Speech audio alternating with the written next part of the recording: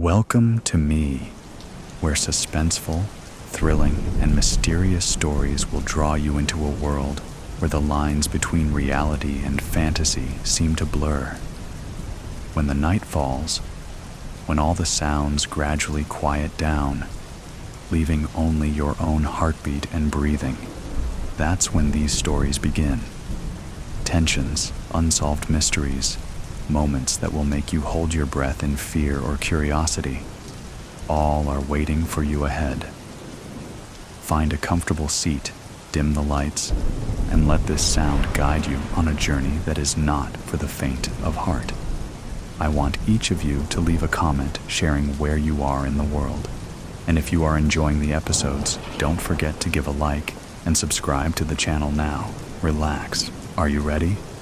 If so, join me in the first story right now. Bafts. I don't think you should. I really don't think you should. Get your anxiety under control.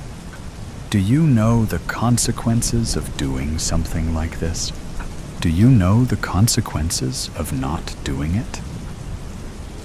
We could die. We could die. So many more can die if we don't. You're not thinking. You're being selfish. Selfish? Did you ever consider that we're here because we're heroes? Heroes? Do you have a God complex? If we pull this off, we'll save millions. Tell me that's not heroic. So you are doing it to be famous? No. The money? Stop. The glory. You're distracting me. We have more work to do. I don't think we should. Now there's a we? Sure. You can turn back, but I'm going. Don't leave me. Go back the way we came. It's a straight shot to the exit. I'm dizzy. Breathe. I'm so faint. I don't have time for this. Ow! Why did you do that? You deserved it. I don't think I did. Fine. Stay here then. Don't leave. I have to keep moving. You're such an Shh. What's that? Shh. What's that? We're running out of time. Come on. What was that? Not sure. It came from the way we came. So, no exit? Likely not. No choice but to keep it moving. How much longer? Are you really asking me if we're there yet? No, I'm asking you how much longer until we get there. Here. What's this? What do you think it is? Well, it's obviously map, but it looks like my son drew it. Shh.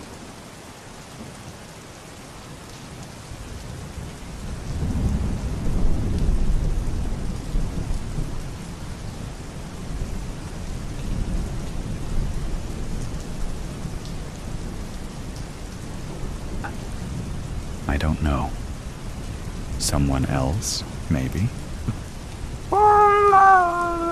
Shh. We're fine. Just stay quiet. Those aren't people. Get off me. Then be quiet. What? They're bats. Bats? Wait. Where are you going? Bats. Are you scared of bats? Of course I'm not scared of bats. You seem very scared about the bats. Stop saying bats. Come on, let's keep moving. Are you scared of things that fly? No, I'm not scared of bats. Now shut up and give me the map. It's okay that you're scarred down. Shut up. It's this way. Let's keep moving. Why? If it was just bats, then we can go back. Humanity's survival depends on it. Oh, really? Let's think. We're in a dark cave, trying to find the greatest threat to humanity. With a map that looks like it was drawn by a toddler, we almost got mauled by bats. And now we're lost. We're not lost? Then where are we? We're close. Left or right? Left. The bats went left. Right. Yup. I mean, let's go right. Because you're scared of the bats? Because the bats won't go where the weapons is. Right. Right. How do you know it's a weapon? What? The corp never said it was a weapon. They said they didn't know what the threat looks like. What else could it be? A person. A person? Really? I don't know. I don't know what we're looking for, or how our bosses don't know anything either. With all the money at the corp, you would think they would have a better idea, or a better map. We know it's a threat to humanity, and it's somewhere in this cave. Right. No, I don't think right was right. Are you saying that because of this dead end? Let's backtrack and go left. With the bats? With the bats. What if it's a bat? What? What if the greatest threat to humanity is a bat? A megabat? Do you hear yourself? Megabat? It's happened before. Humans are the greatest threat to humanity and the things they create. We're looking for a weapon. A thing. Whatever you say. Let's follow the bats. You're so grumpy. Will you please shut it? Tam. I'm hungry. We don't have food. What do you mean we don't have food? We didn't bring food. We were supposed to be there already. What time is it? Oh, 200. No wonder. It's lunchtime. Lunch at 2 in the morning. I work the overnight shift. So, 10. What is it you do on the overnight shift? I'm the custodian. The custodian? Shh, you'll wake the bats.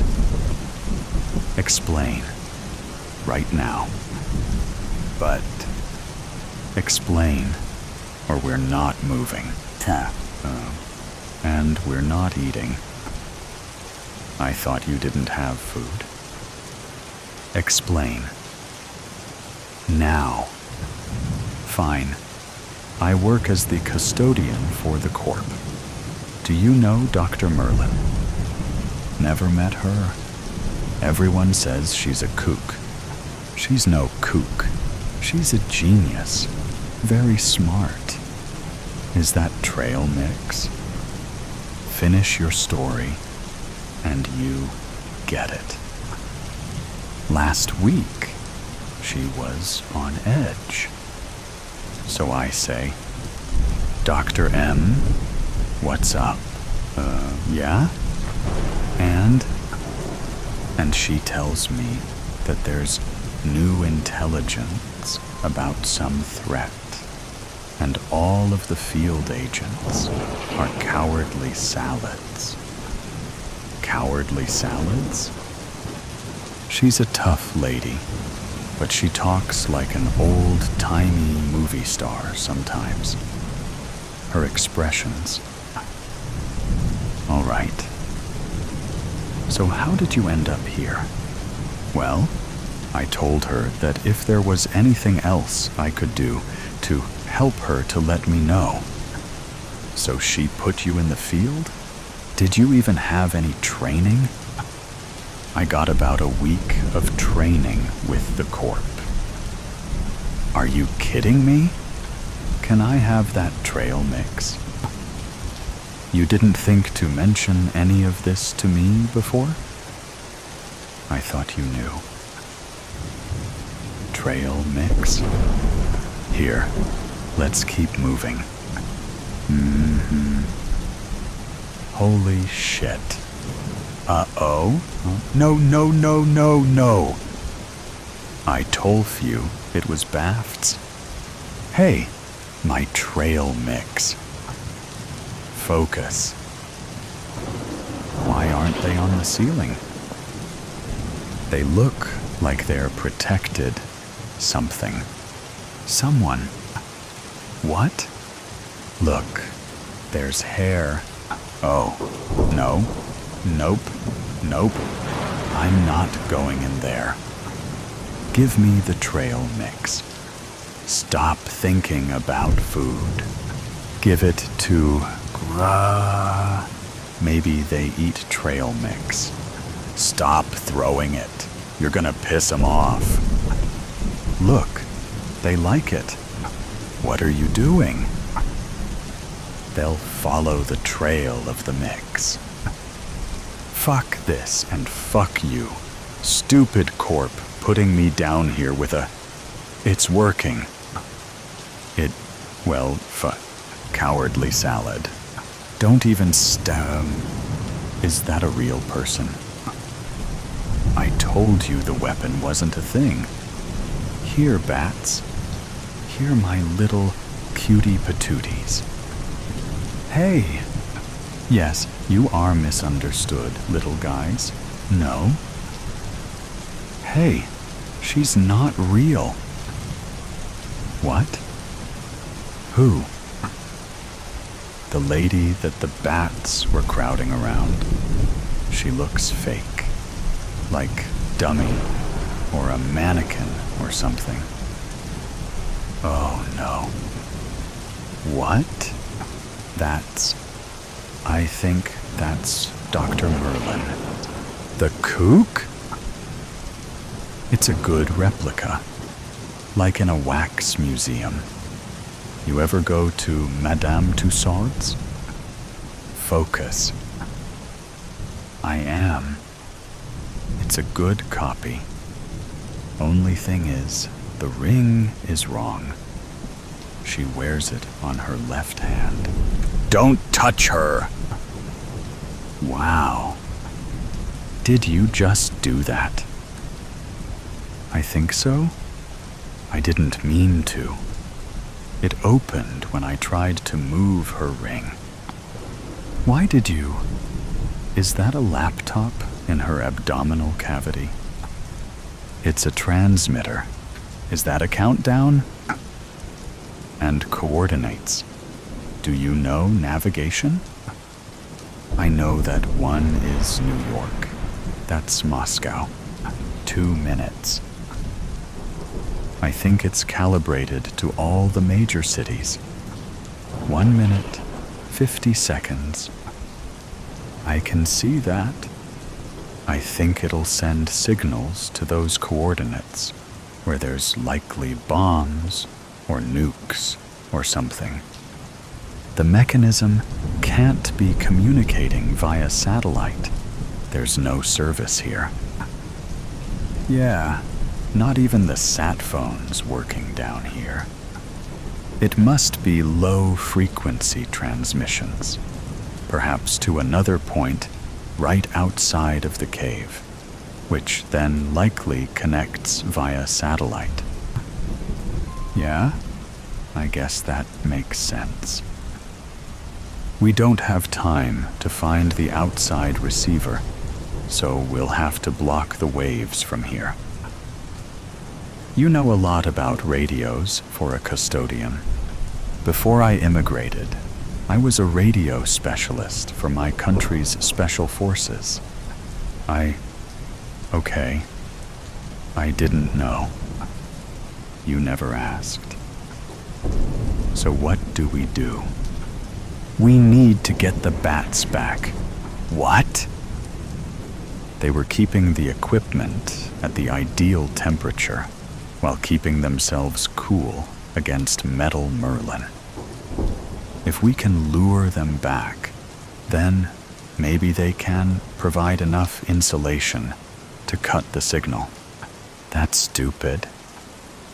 That's plan B. What's plan A? We only have 1 minute. Plan A is that I will try to jam the equipment with my tools. Okay. What can I do? Go get the Bafts. What? I'm not familiar with this system, so plan A might not work. 45 seconds. Get the Bafts back here. Scare them, and they'll flock to Merlin. How do you know that? Do you have any other ideas? How am I supposed to scare the Bafts? They don't like fire. Take this Zippo and make a torch from something. I don't think. 30 seconds. Merlin, what have you done? I believed in you. Now you betray humanity like this. What a shame, because you really are a genius. I have no idea how you made this transmitter, but it is very elegant. I'm impressed, disappointed, but also very impressed. 10 seconds. We're not going to make it.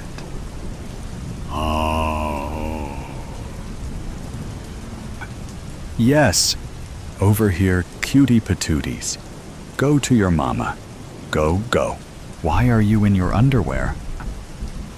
I put my clothes over Robot Merlin to try and damp the signal. Why are your underwear? I made torches. Good work. Yeah, you too. Do you think it worked? We won't know until we get outside. Let's go then. Here, take a torch. Thanks. You were a very brave salad with the Bafts. Yeah, I'm sorry I didn't ask you anything about yourself, and for slapping you. All good. Do you have any more trail mix? The Weight of Secrets.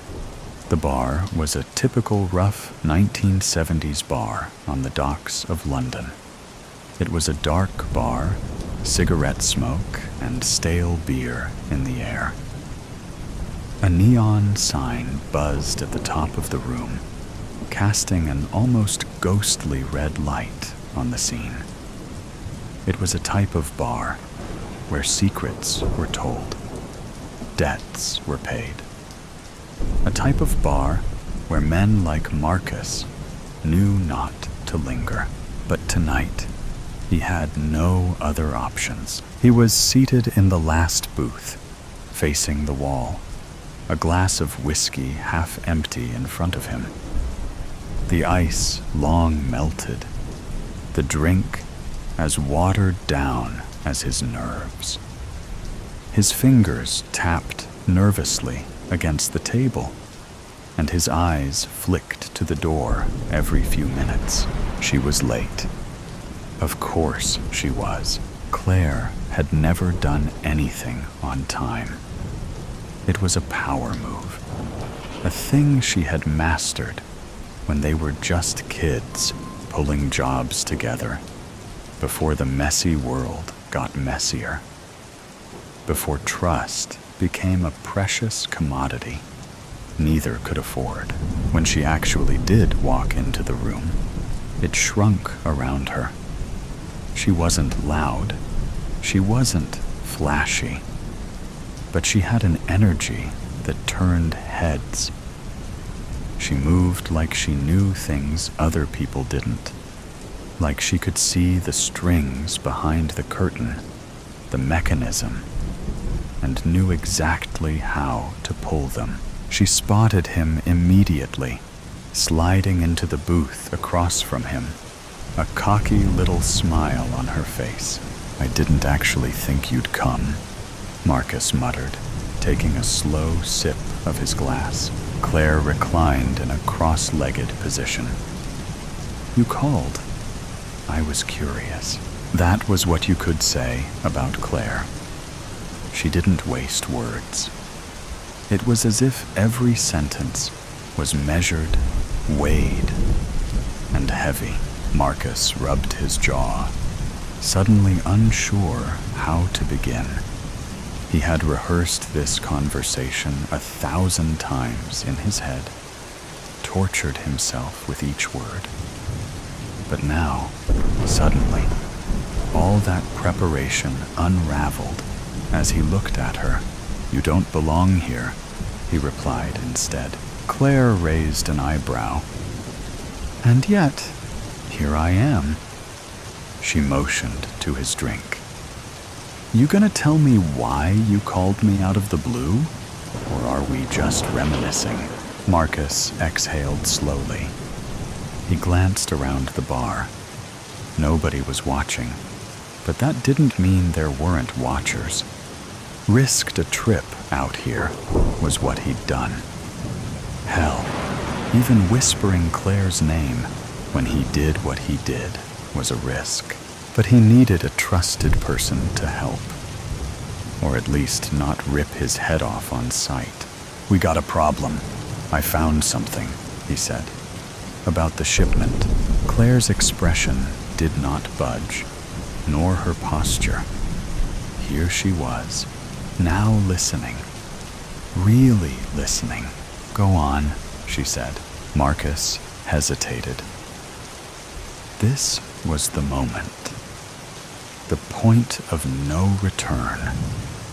He could always backpedal, feign some excuse, play like this was whatever. But he didn't. "The shipment is not what they say it is," he said in a low voice. "It's not weapons." Claire tilted her head slightly. "Then what is it?" Marcus swallowed. His heart was in his throat. He had already said too much. "It's not good, Claire," he had the breath to say. "Worse than anything we've ever had before." She bent forward with her elbows on the table. "Marcus," her voice a silky, low drawl, steady but brittle, she said. "What's in the shipment?" His mouth felt dry. He glanced back at the barkeep, at the old guy behind the counter with a beer, a couple huddled away in the back.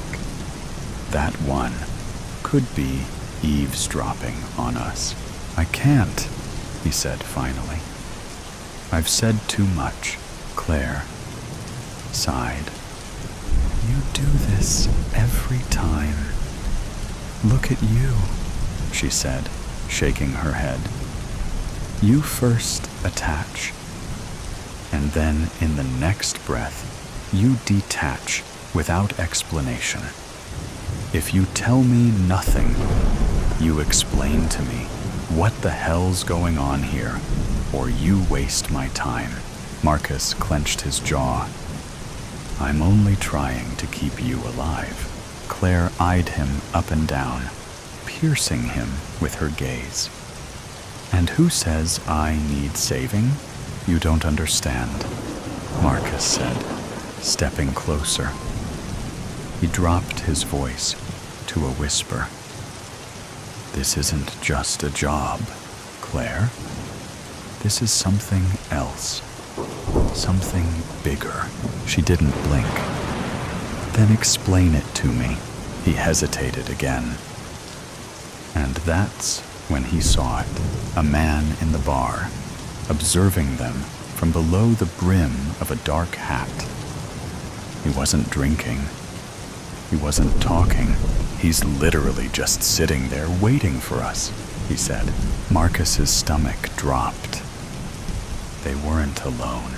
He reclined in his seat, trying to remain calm. He drained the remainder of his whiskey, then resolutely put the glass up on the table. "We're leaving," he said, almost to himself. Claire didn't argue. She just looked back and spotted the gentleman and nodded. She was up and moving before he was, gliding like a shadow while he scurried toward the door. The cool night air hit them like a slap as soon as they were outside. The streets were vacant, the city throbbing with the sort of silence that can only descend when there's danger close at hand. "Well, talk," Claire said, as soon as they were out of his sight. Marcus was running a hand through his hair. Thinking. "I should not have called you," he admitted. Claire grabbed his arm, halting him. "Marcus." He was looking at her, truly looking at her, seeing something he hadn't allowed himself to see until now. This was more than just another job for her. It wasn't just any payday. She wanted answers, and she wasn't going to let him off the hook without having him give them to her. Marcus exhaled. "The shipment," he said. "It's not weapons, it's people." Claire's mask broke for the first time. "What?" "They are actually smuggling people, Claire. And not just any people." He lowered his voice. "They're selling them, like cargo." Silence. Then, "Who?" "You know the answer to that already." Claire stared at him. "You're sure?" Marcus nodded. She fell quiet for a long beat. Then at last, she took a long breath out. "Shit," she muttered. Marcus nodded again. "Yeah." She shook her head, ran a hand through her hair. "This is bad, Marcus. This is a real shit show." "I know." Claire raised her head to look at him, a sharp, calculating look in her eyes. "What's your plan?" He hesitated. He hadn't gotten that far, but Claire had always been faster than him. "I'm able." She straightened up. "First thing we do is we disappear, you and me. Because if they know, you are dead already." Marcus swallowed. "And then what?" A smile broke across her face, an old flame bursting into life in her eyes. "And then we burn them down." And at that moment, Marcus knew it was too late to go back.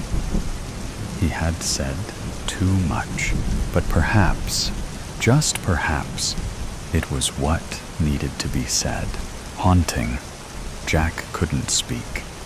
He could only scream as he woke up to the sound of his mother's voice, whispering to him from the corner of his dark bedroom. Of course, it wasn't actually his mother. He knew that. How could it be, when she had died in a car accident just a little over a week earlier? Jack. Come over here, Jack. You can see me, can't you? Come over here, child. His chest was heavy, his bladder loose with fear. Looking over into the corner as he flailed amidst his perspiration-damp sheets, he realized that he could indeed see something. The same something, in fact, that he had seen on that terrible night of his mum's demise, just minutes after his aunt, who had been babysitting him at the time, had received the phone call that would cause both of their worlds to come crashing down. She had broken the news to him, and he had seen it standing over by the window of his aunt's tiny living room. It had been at the funeral, too. And now, here it was again, invading the privacy of his bedroom this time, lurking in the corner, watching him, taunting him by speaking with his dead mother's voice. Jack! Come here, Jack! Now! Tears of terror spilled down his cheeks as he scrambled to sit up. His gaze was fixed upon the corner, on the hulking, dark outline of a man who stood there, wide and tall, so tall that its head almost brushed the ceiling. It had no face, no features. It was only visible because, somehow, it was even blacker than the darkness itself which suffused the room. Blacker than the very night. How could that be? His screams tapered off as his throat constricted. From elsewhere in the house, he could hear the sound of frantic movements. His aunt had clearly been roused by his yells. Her footsteps raced across the landing, old floorboards groaning loudly. I'll return, Jack. You can't avoid me forever. His mother's voice hissed quietly. The thing then scuttled, spider-like, across to the wall, and then through it, as though no barrier existed at all, as though the laws of physical matter simply did not matter to it one bit. The thing disappeared from his sight just as the bedroom door was flung open and the light snapped on to dazzle him with its bright glare. Jack, Jack, are you all right? His Aunt Alice stood there, looking pale and startled.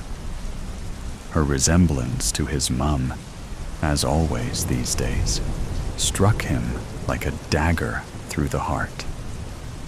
They had the same raven hair, just as he did himself, the same ice blue eyes, same sharp cheekbones, same thin lips.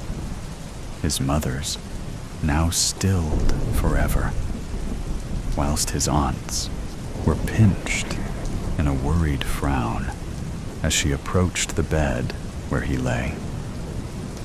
Sweetheart, what is it? Did you have a bad dream? He shook his head. It was bad, all right, but it was no dream.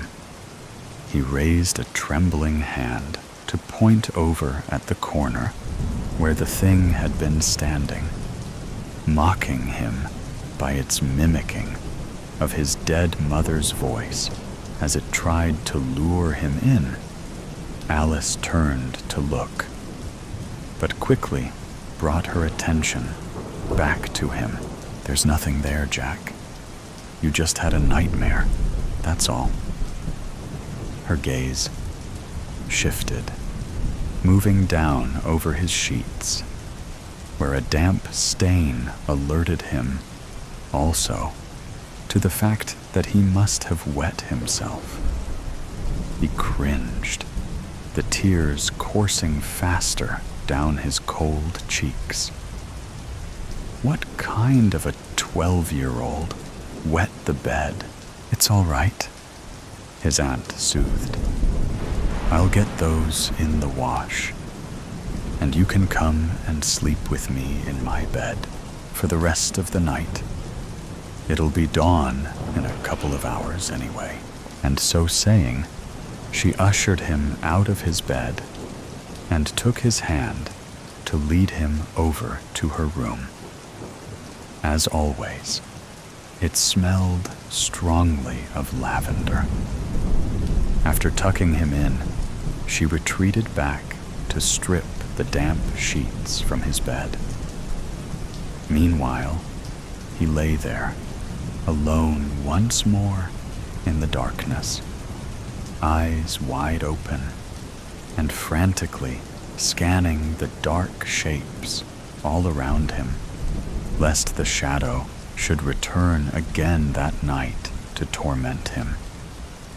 All the while, the sound of his aunt's stifled sobs haunted his ears. Chanta. Abi, if you can hear me, please respond. I don't know what to do. He hasn't spoken a word since you died, and he seems so disturbed.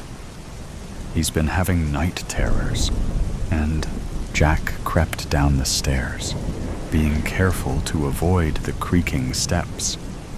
His skin was crawling, body covered in goosebumps, not from the cold, but from a renewed sense of fear. Peering over the banister, he saw his aunt in the living room. She was sitting with her back to him, cross-legged on the floor beside the coffee table. On the table itself, right in front of her, was a board, a wooden board with letters and numbers on its surface, the exact same kind of board as he remembered seeing his mother messing around with so many times before, late in the evenings after she'd had a bottle of wine. Abi, are you here with us? Please, Gyan. He wanted to run down the remainder of the steps, grab that board, and smash it to pieces, or burn it to ashes. For there was something about it that just seemed so very, very wrong.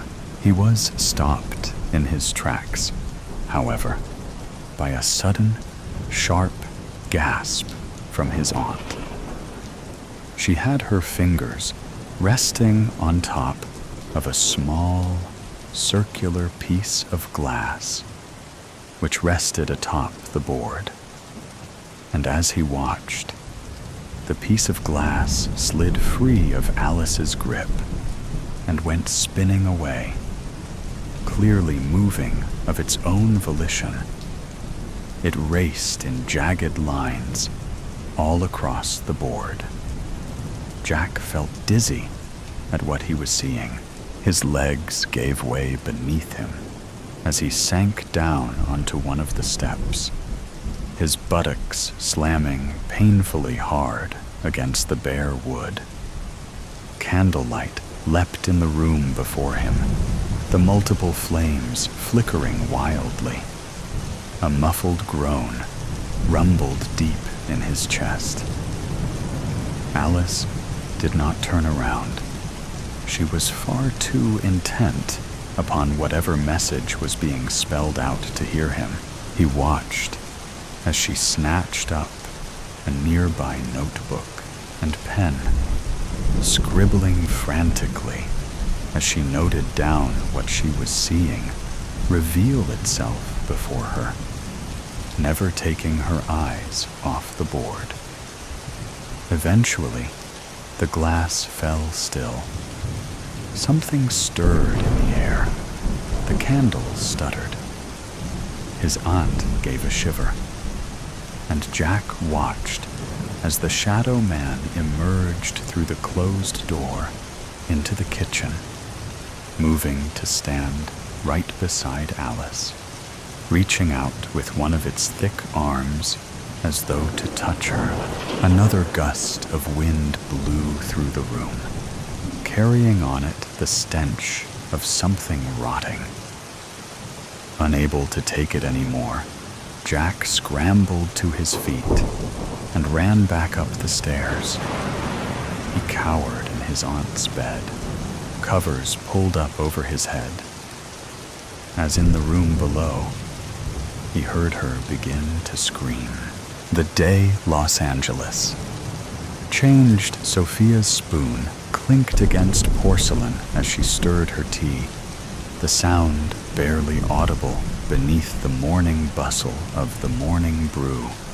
Outside the window, autumn painted the small town of San Bernardino in shades of amber and gold. So different from Los Angeles, where even fall seemed reluctant to interrupt the city's relentless energy. "You're stirring that tea to death," her mother observed, eyes crinkling with gentle humor. "Still not sleeping well?" Sophia looked up, caught in the act. Serenity Williams had always possessed an uncanny ability to read her daughter, even as cancer steadily claimed her strength. Today was a good day. Her mother sat upright without assistance, her silver-streaked hair neatly combed, her smile warm despite the hollowness in her cheeks. "Claire's having nightmares again," Sophia admitted. "And Mark's firm is restructuring, which means longer hours. I'm not sure this was the right time to visit, even for a weekend."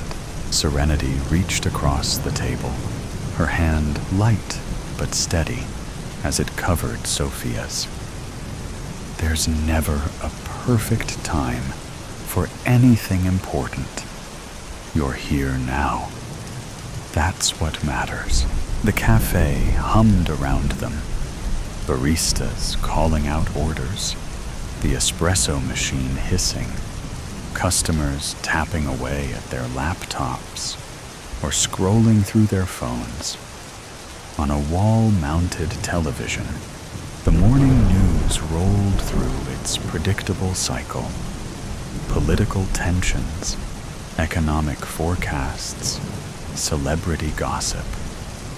The scent of fresh coffee and baked goods wrapped around them like a familiar blanket.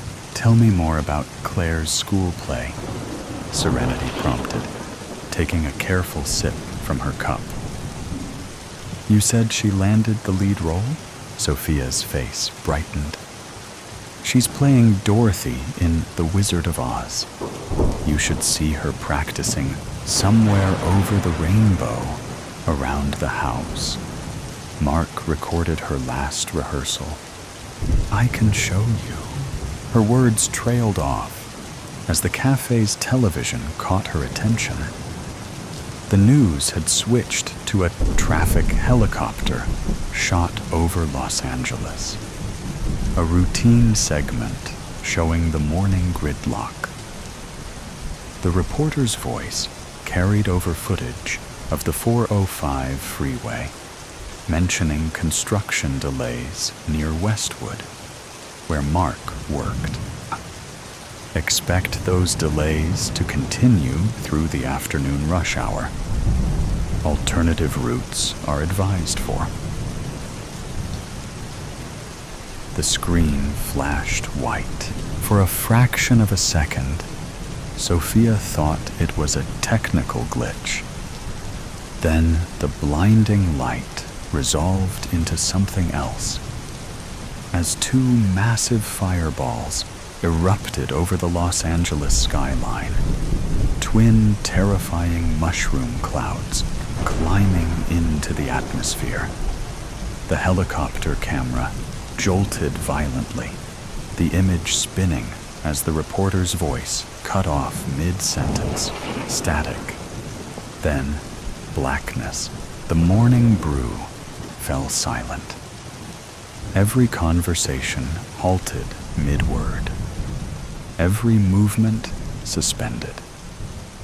For 3 long seconds, no one breathed. Sophia felt the world contract to a pinpoint. Sophia let slip a tiny gasp. Her coffee cup slipped from nerveless fingers, shattering against the floor. But she couldn't hear it. All she could see was that burning flower blossoming over her home, over Mark, over Claire. Sophia. Her mother's voice seemed to come from miles away. Sophia, look at me. Sophia couldn't move, couldn't blink. At a loss for words, her body had turned to stone while her mind screamed. Around them, the stunned silence fractured. Someone gasped. A man at the counter swore loudly. A barista fumbled for the remote control, frantically changing channels. Each station showed variations of the same nightmare. Emergency broadcasts, confused anchors, footage of the explosion from different angles. What appears to be at least 2 nuclear detonations over Los Angeles. No official statement yet from authorities, advising all residents to shelter in place. Sophia's phone vibrated in her pocket. Her heart leapt. Mark? Claire? But when she pulled it out with trembling fingers, the screen displayed only an emergency alert. National emergency declared. Shelter in place. Await further instructions. She stared at the message, its cold, bureaucratic tone at odds with the catastrophe unfolding. Desperately, she tried calling Mark's number. Nothing. She tried Claire's phone. Nothing again. Each attempt met with the same automated message. All circuits are currently busy. Please try your call again later. That sterile, mechanical voice seemed to mock her panic. All circuits busy.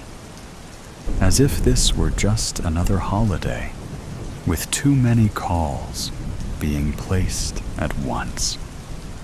As if her world hadn't just collapsed into ash. Around them, the cafe erupted into chaos. People scrambled for phones, for exits, for any semblance of control. A businessman shouted into his dead cell about evacuations. A college student sobbed openly into her hands. The barista continued flipping channels frantically, as if one might suddenly offer reassurance. Is it just LA? Someone demanded. Are there other cities? My sister's in San Diego, a woman cried. She's not answering. The terrorists might have finally developed a nuke. No, it's gotta be an accident. Nuclear war, man. The Chinese, the Russians. Outside, ancient, long disused air raid sirens began to wail. Through the window, Sophia could see people rushing down the sidewalks, some toward their cars, others seemingly without direction. A police cruiser sped past, lights flashing. Sophia's thoughts whirled like debris in a tornado. Mark and Claire. 12 miles from downtown Los Angeles. Was that close enough to the blasts? Had Mark gotten to Claire's school in time? Were they trying to leave the city or shelter in place? The questions multiplied, each more terrifying than the last. The spell binding Sophia's tongue broke, and she could finally speak. "I have to go back," she whispered. Then louder, "I have to go back to LA." Her mother's grip tightened around her wrist. "Sophia, breathe. Think. They need me." Panic clawed at Sophia's throat. "I need to find them." "Look at the TV," Serenity said firmly. Look, the television now showed aerial footage of highways leading out of Los Angeles. Gridlock unlike anything Sophia had ever seen. Thousands of vehicles at a standstill, some abandoned as people continued on foot. The military conspicuously absent from every possible scene, advising against attempting to enter the Los Angeles metro area. Radiation concerns as far as 40 miles from the blast sites. National Guard has been activated. Sophia's phone buzzed again with the same emergency alert. National emergency declared. Shelter in place. Await further instructions. "I can't just sit here," Sophia hissed, tears finally breaking through her shock. "Mom, I can't." Serenity pulled herself up straighter, summoning strength that shouldn't have been possible in her frail body. When she spoke, her voice cut through the cafe's panic with surprising authority. "Listen to me, Sophia Ayala Williams. Your fear wants you to run, but running blind is how people get killed in disasters."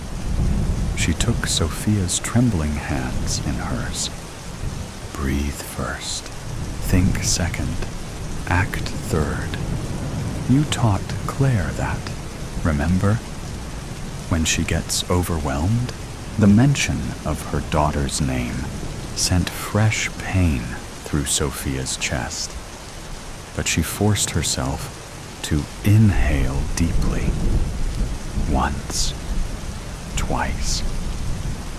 Her mother's eyes held hers, anchoring her to the moment.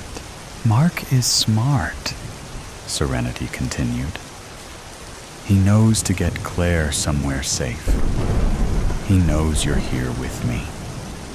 You charging into a nuclear disaster zone helps no one. But what if?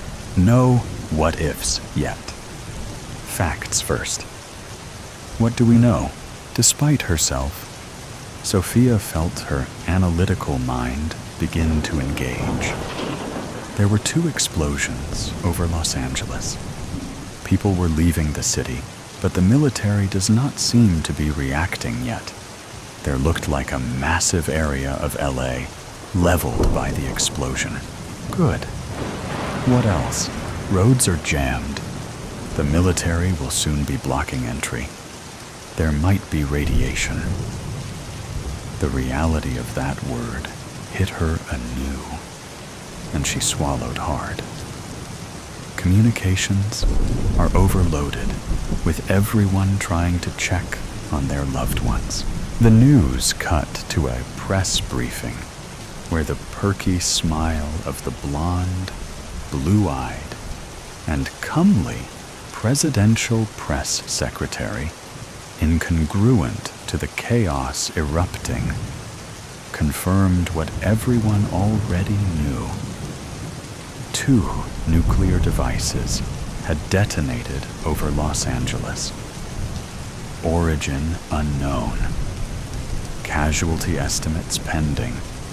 Military response underway.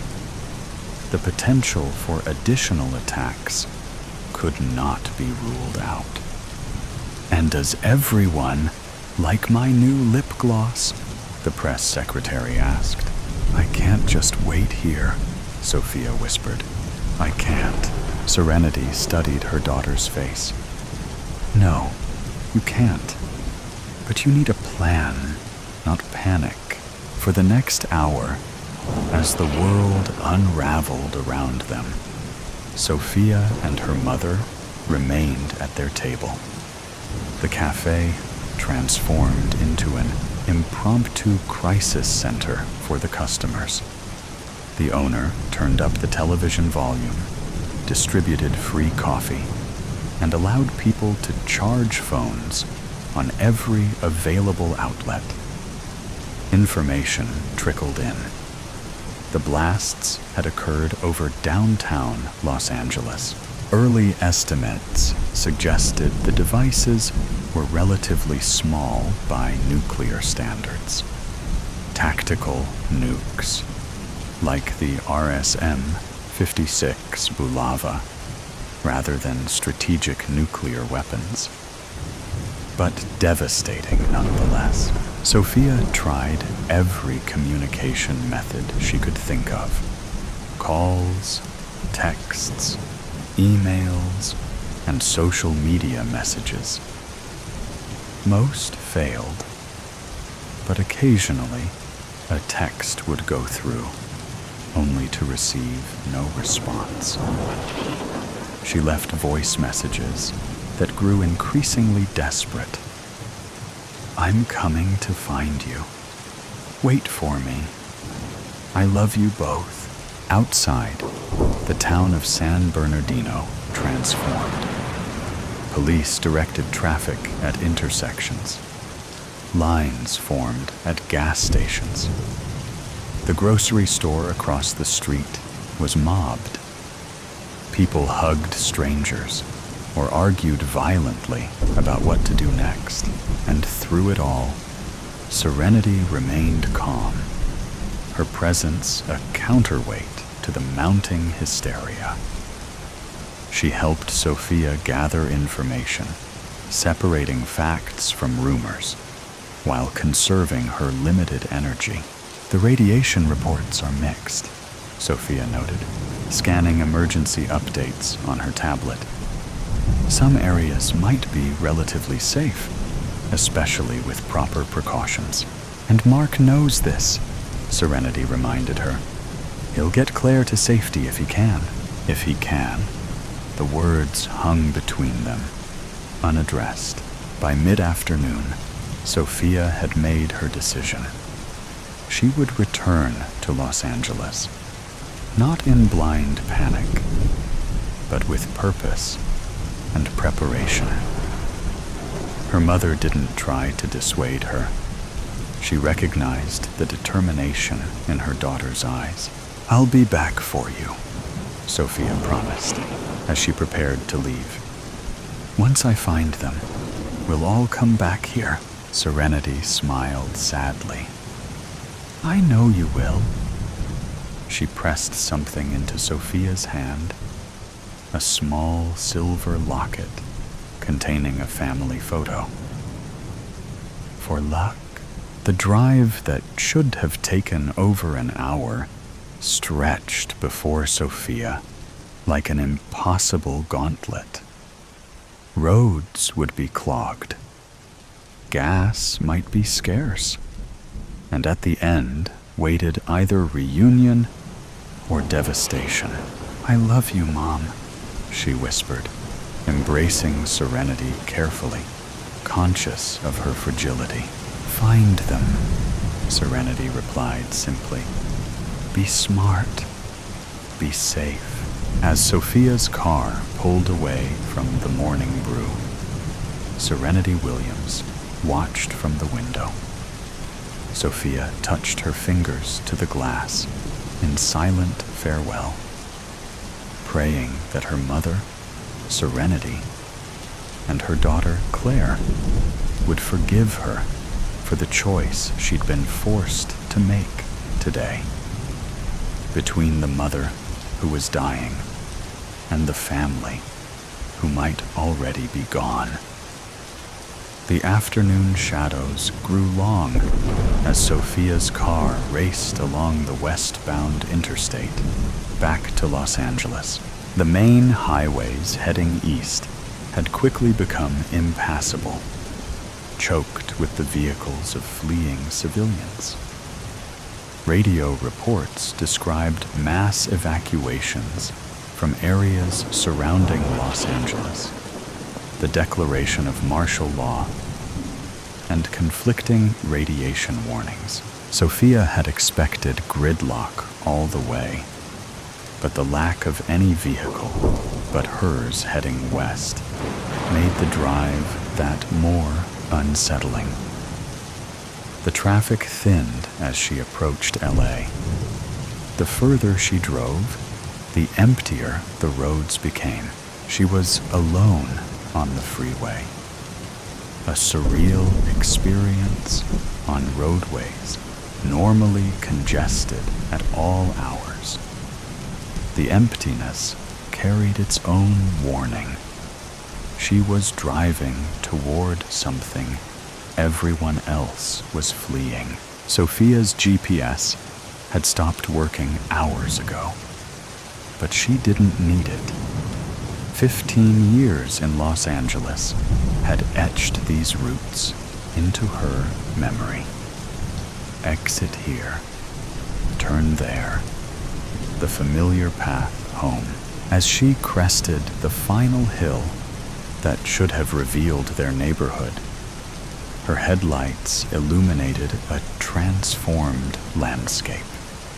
Where apartment buildings and shopping centers should have stood, there was absence, rubble, small fires, and just nothing. A perfect circle of annihilation. She pulled to the side of the road, stepping out into air that smelled wrong, like sulfur and ash and things that had no name. The evening was eerily quiet. No sirens, no voices, no wildlife, just the soft tick of her cooling engine and the blood rushing in her ears. Beyond the destruction's edge, buildings remained mostly intact, untouched save for their destroyed windows, as if a giant cookie cutter had stamped down from above, removing only what lay within its circumference.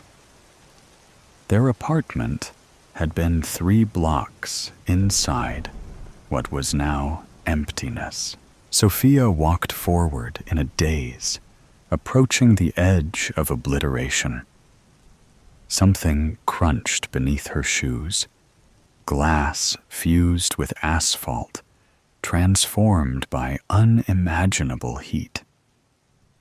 The boundary between existence and nothingness was shockingly abrupt. Mark wouldn't have had time to leave home and then driven to Claire's school, she reasoned desperately. He could have left early for his regular gym workout and could have driven straight to her. Her school must be outside this circle. They could still be alive. They must be. The distant growl of engines broke the silence. Headlights swept the devastation as a convoy of military vehicles rumbled into view. Camp Pendleton Marines in full hazmat gear, disembarked, moving with half-practiced efficiency. One spotted her and approached, face obscured behind a protective mask. "Ma'am, this is a restricted area. You need to evacuate immediately." The faceless Marine barked. "My family," Sophia's voice cracked. "My husband and daughter, they lived here." The soldier's posture remained tense and rigid, clearly on edge. "I'm sorry, ma'am. There were no survivors within the blast radius. Radiation levels here are dangerous. We need to leave now." "But they might not have been home," she insisted. "My daughter's school. It must be outside the blast radius. My husband might have—" "Ma'am?" The soldier cut her off, not unkindly. "Secondary evacuation sites have been established for survivors. Check there, but you can't stay here. It isn't safe." As if to emphasize his point, a radiation detector at his belt emitted a persistent clicking that grew faster as they stood talking. "Where?" she demanded. "Where are these evacuation sites?" Before he could answer, another Marine approached rapidly. "Sir, we've got missile incoming." "What?" said the first Marine. Bogey confirmed. ETA 2 minutes. The first Marine's demeanor changed instantly. "Everyone back to your vehicles. Move, move, move." Around them, the unit scrambled into motion, abandoning whatever task had brought them to ground zero. "What's happening?"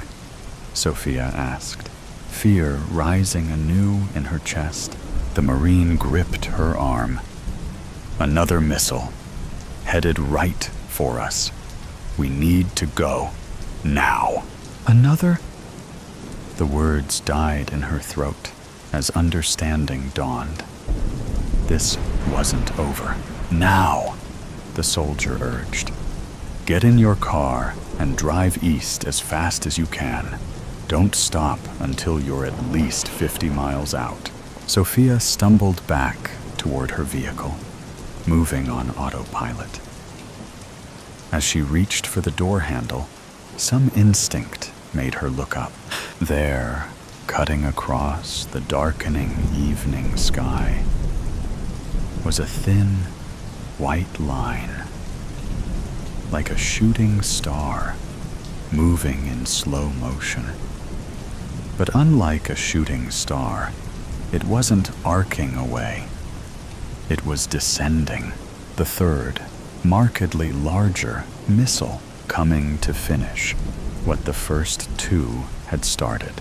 Sophia stood frozen, again at a loss for words, with her hand still extended toward her car door. The Marine shouted something at her, but his words were lost in the strange silence that had enveloped her consciousness. She watched the white line grow brighter and tracked its inevitable path toward the ruined city, toward her. In that moment, Sophia understood with perfect clarity what her mother had tried to teach her that morning. Some forces were beyond human control. Some decisions led only to different versions of the same ending. She thought of Mark and Claire.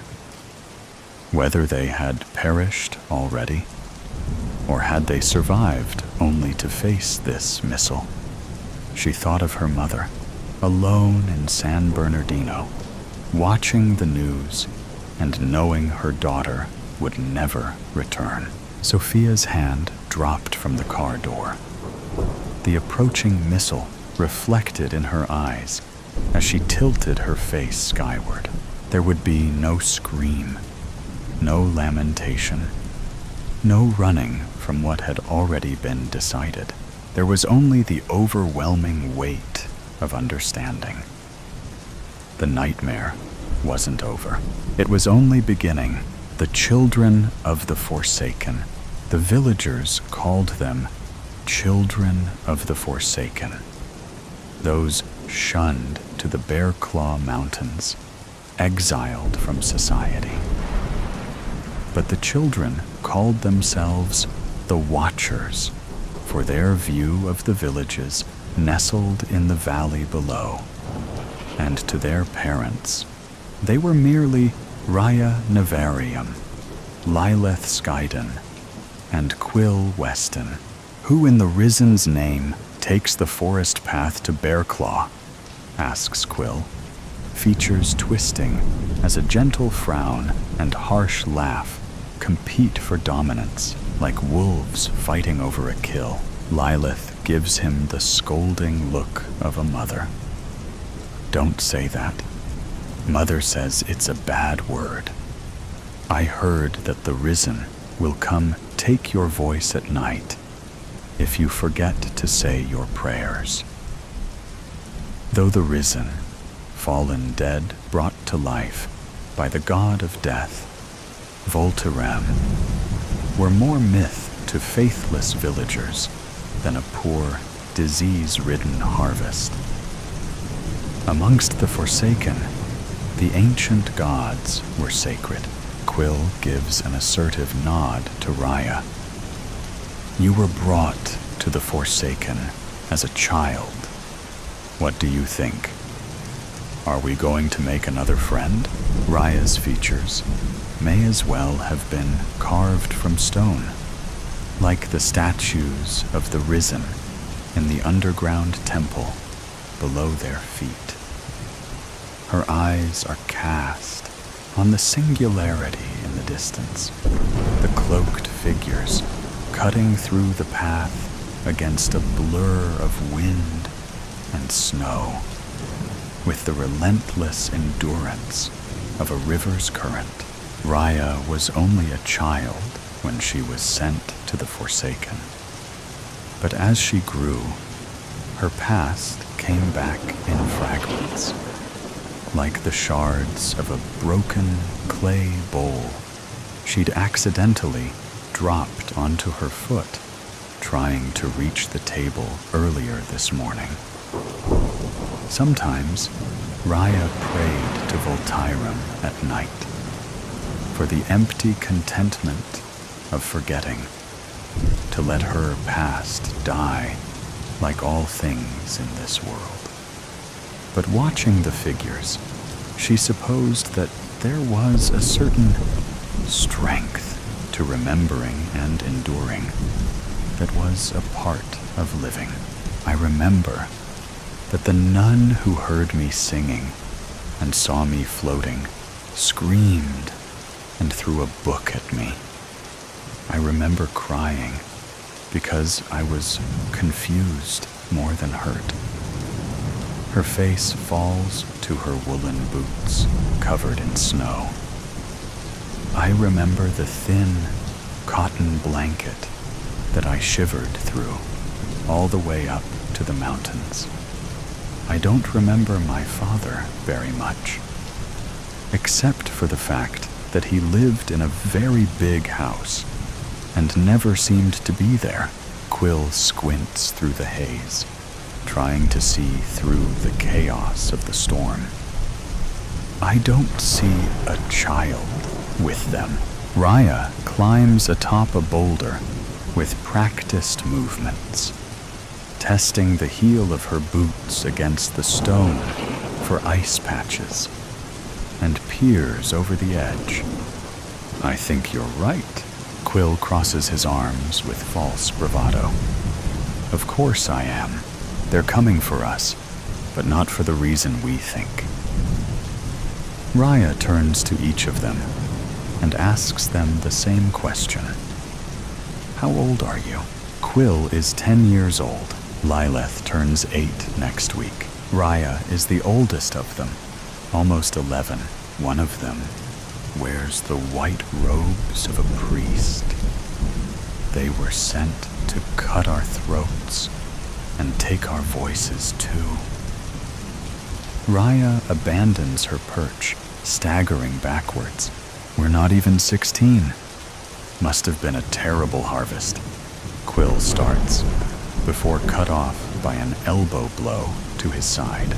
Lilith's voice trembles, and Raya tells herself that it is Lilith's teeth chattering from the cold, while Quill merely rubs the edges of his bony ribs.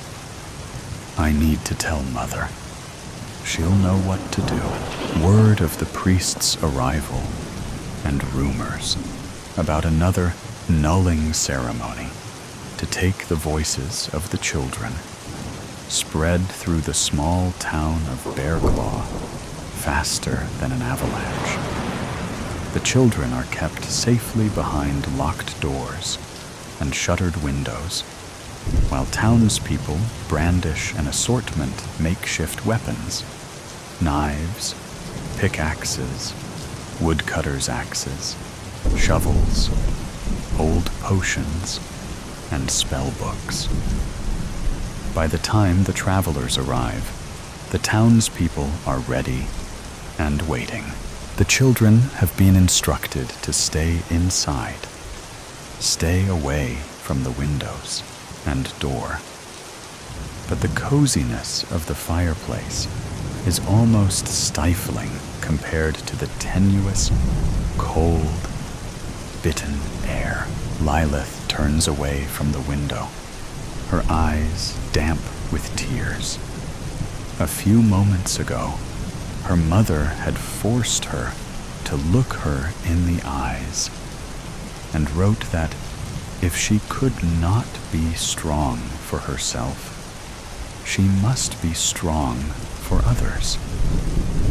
Her father, who mostly grunted in response to anything she said, hugged her and wrote that he loved her. Only now, Lilith started to realize that she would need to be strong for her people if her mother wasn't there to lead them. Huddled in the corner, hugging her knees against her chest, Raya tries to press her body flat against the wall to steady her trembling frame. Her mother wrote mutterings about the trouble that youth these days seem to find.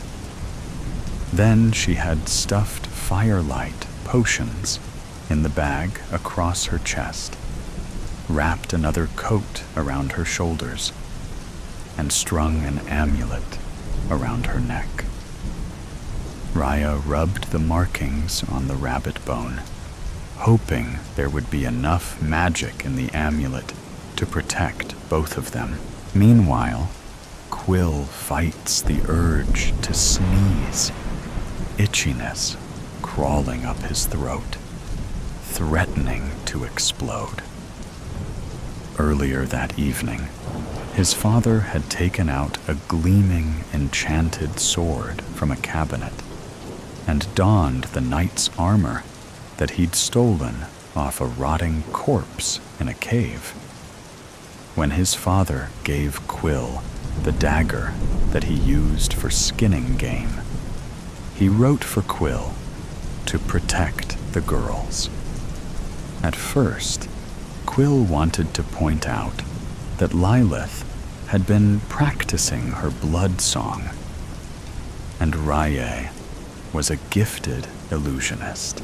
But taking in the hard lines of his father's saw, cast against harsh torchlight, Quill understood. His father also expected him to protect himself, prove himself. We're no priests, and we mean you no harm. The woman's weary steps sink into the snow, too loud and soft, at the same time like the toll of church bells, carried by the flurries of wind. Lilith's mother uses a pierce of charcoal to write on an empty page of her spellbook. Raya flinches at the groaning wooden beams of the cabin as the wind rattles the bolted shutters.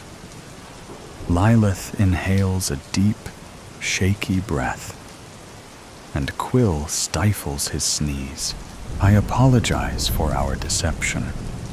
Only priests or knights are allowed to travel to the mountains.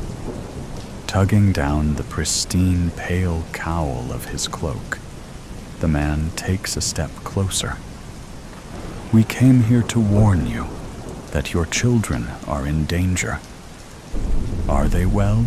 Quill's father aims the tip of sword against the man's throat. The crowd gathered in front of the gates stands unwilling, unyielding against the wind. They lurk like a massive shadow, looming over the two strangers as the sun dips below the horizon. They want to take your children's ability to speak. As if sensing their prying eyes, watching from the window, the woman turns to the them, tugging at the man's cloak. Can we see the children? Please? Lilith's mother gestures towards Quill's father.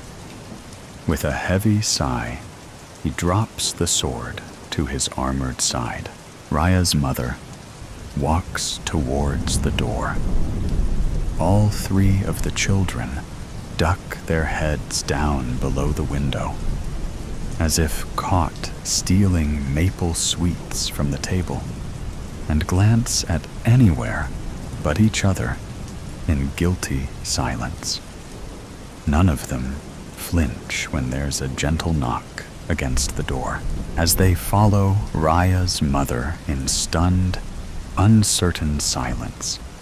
The fickle, unruly wind seems to whisper in their place. Lilith tugs her thick cloak closer around her shoulders and straightens her shoulders to seem older than she is. Raya keeps her head lowered, focused on chasing her mother's shadow in a game of tag she's been playing since she was born. Quill trudges along, wearing his father's boots that are a few sizes too large for him. Kneeling on the snow, the woman flicks back her cowl. Her eyes are focused with concern. They said you were young, but they failed to mention you weren't old enough to bleed. Her gaze softens as she glances at Lilith. I have a daughter, Pyrrha. You remind me of her. The man turns to Quill. Do you know why we are here? Lilith glances at Quill, who in turn glances at Raya, their eyes locked in contest. A contest that Raya lost. Yes, she says, forcing the truth out of her mouth, harsh as the burning cold. A few hours ago, the priests sent knights to your village. They will arrive soon. We are offering to bring you to a safe place for a while. The woman meets Lilith's mother's gaze with deference. If your parents will allow us, Lilith's mother writes, we can protect our own. Why should we trust the kindness of a villager? Then Raya's mother follows. How do we know they will be safe with you? Quill's father hesitates before adding, where will you take them? When will we be able to see them again? The rest of the crowd lift their spellbooks in the air. Messages scrawled in crooked, furious strokes that reminded Raya of the warning signs written with animal blood and placed before the forest path. You take our voices our magic. And now you want our children? Leave. You are not welcome here. Lilith tugs on her mother's tunic sleeve, insistent, like a furry blood moon moth drawn to a candle. They're only trying to help. That's what the priests say, replies Quill, with an annoyed scoff. Rhea closes her eyes, trying to put up a mental fortress around her mind, blocking out the argument. She still remembered the long, tortuous walk from the church orphanage as she left the village. A man smelling faintly of bread spat on her feet. Someone wearing a silk dress called her a sorcerer, slut. When she tripped and fell on her feet, a rosy-cheeked child took the opportunity to throw rotten fruit at her back. Despite having a priest for company, Raya knew that she was alone. But when she opens her eyes again, the memory of the villagers fade, and all Raya sees are two people who ventured through the cold wilderness to protect 3 children they'd never met from knights. Standing alone, Raya addresses the crowd. I think that they've come all this way. We should at least hear what they have to say. My wife, Vea, has a sister that lives in a cottage on the other side of the sea in Whaley's Fair. Your children would be staying there.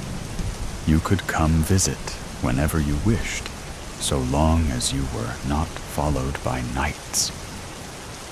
The man takes a step away from the crowd, giving them some privacy. Whatever your choice may be, we will understand. His eyes turn far more distant than the few paces between them. We know the loss of being separated from a child, as heated conversations fade to concerned murmurs, leaving torn messages from spellbooks crumpled and discarded in the snow. The parents turn to their children.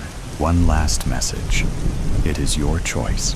Raya, Lilith, and Quill glance at each other, silently coming to an agreement. We'll go. The villagers called them children of the Forsaken, those exiled from society and their home in the Bear Claw Mountains. But the children called themselves the Watchers for their view of what others sometimes fail to see. To those who knew them, they were merely Raya Navarium, Lilith Skyden, and Quill Weston, the children who defied the silence of death like the Risen, the man in the lake. Since I was a child, I've feared him deeply, though I've never laid eyes upon his elusive person.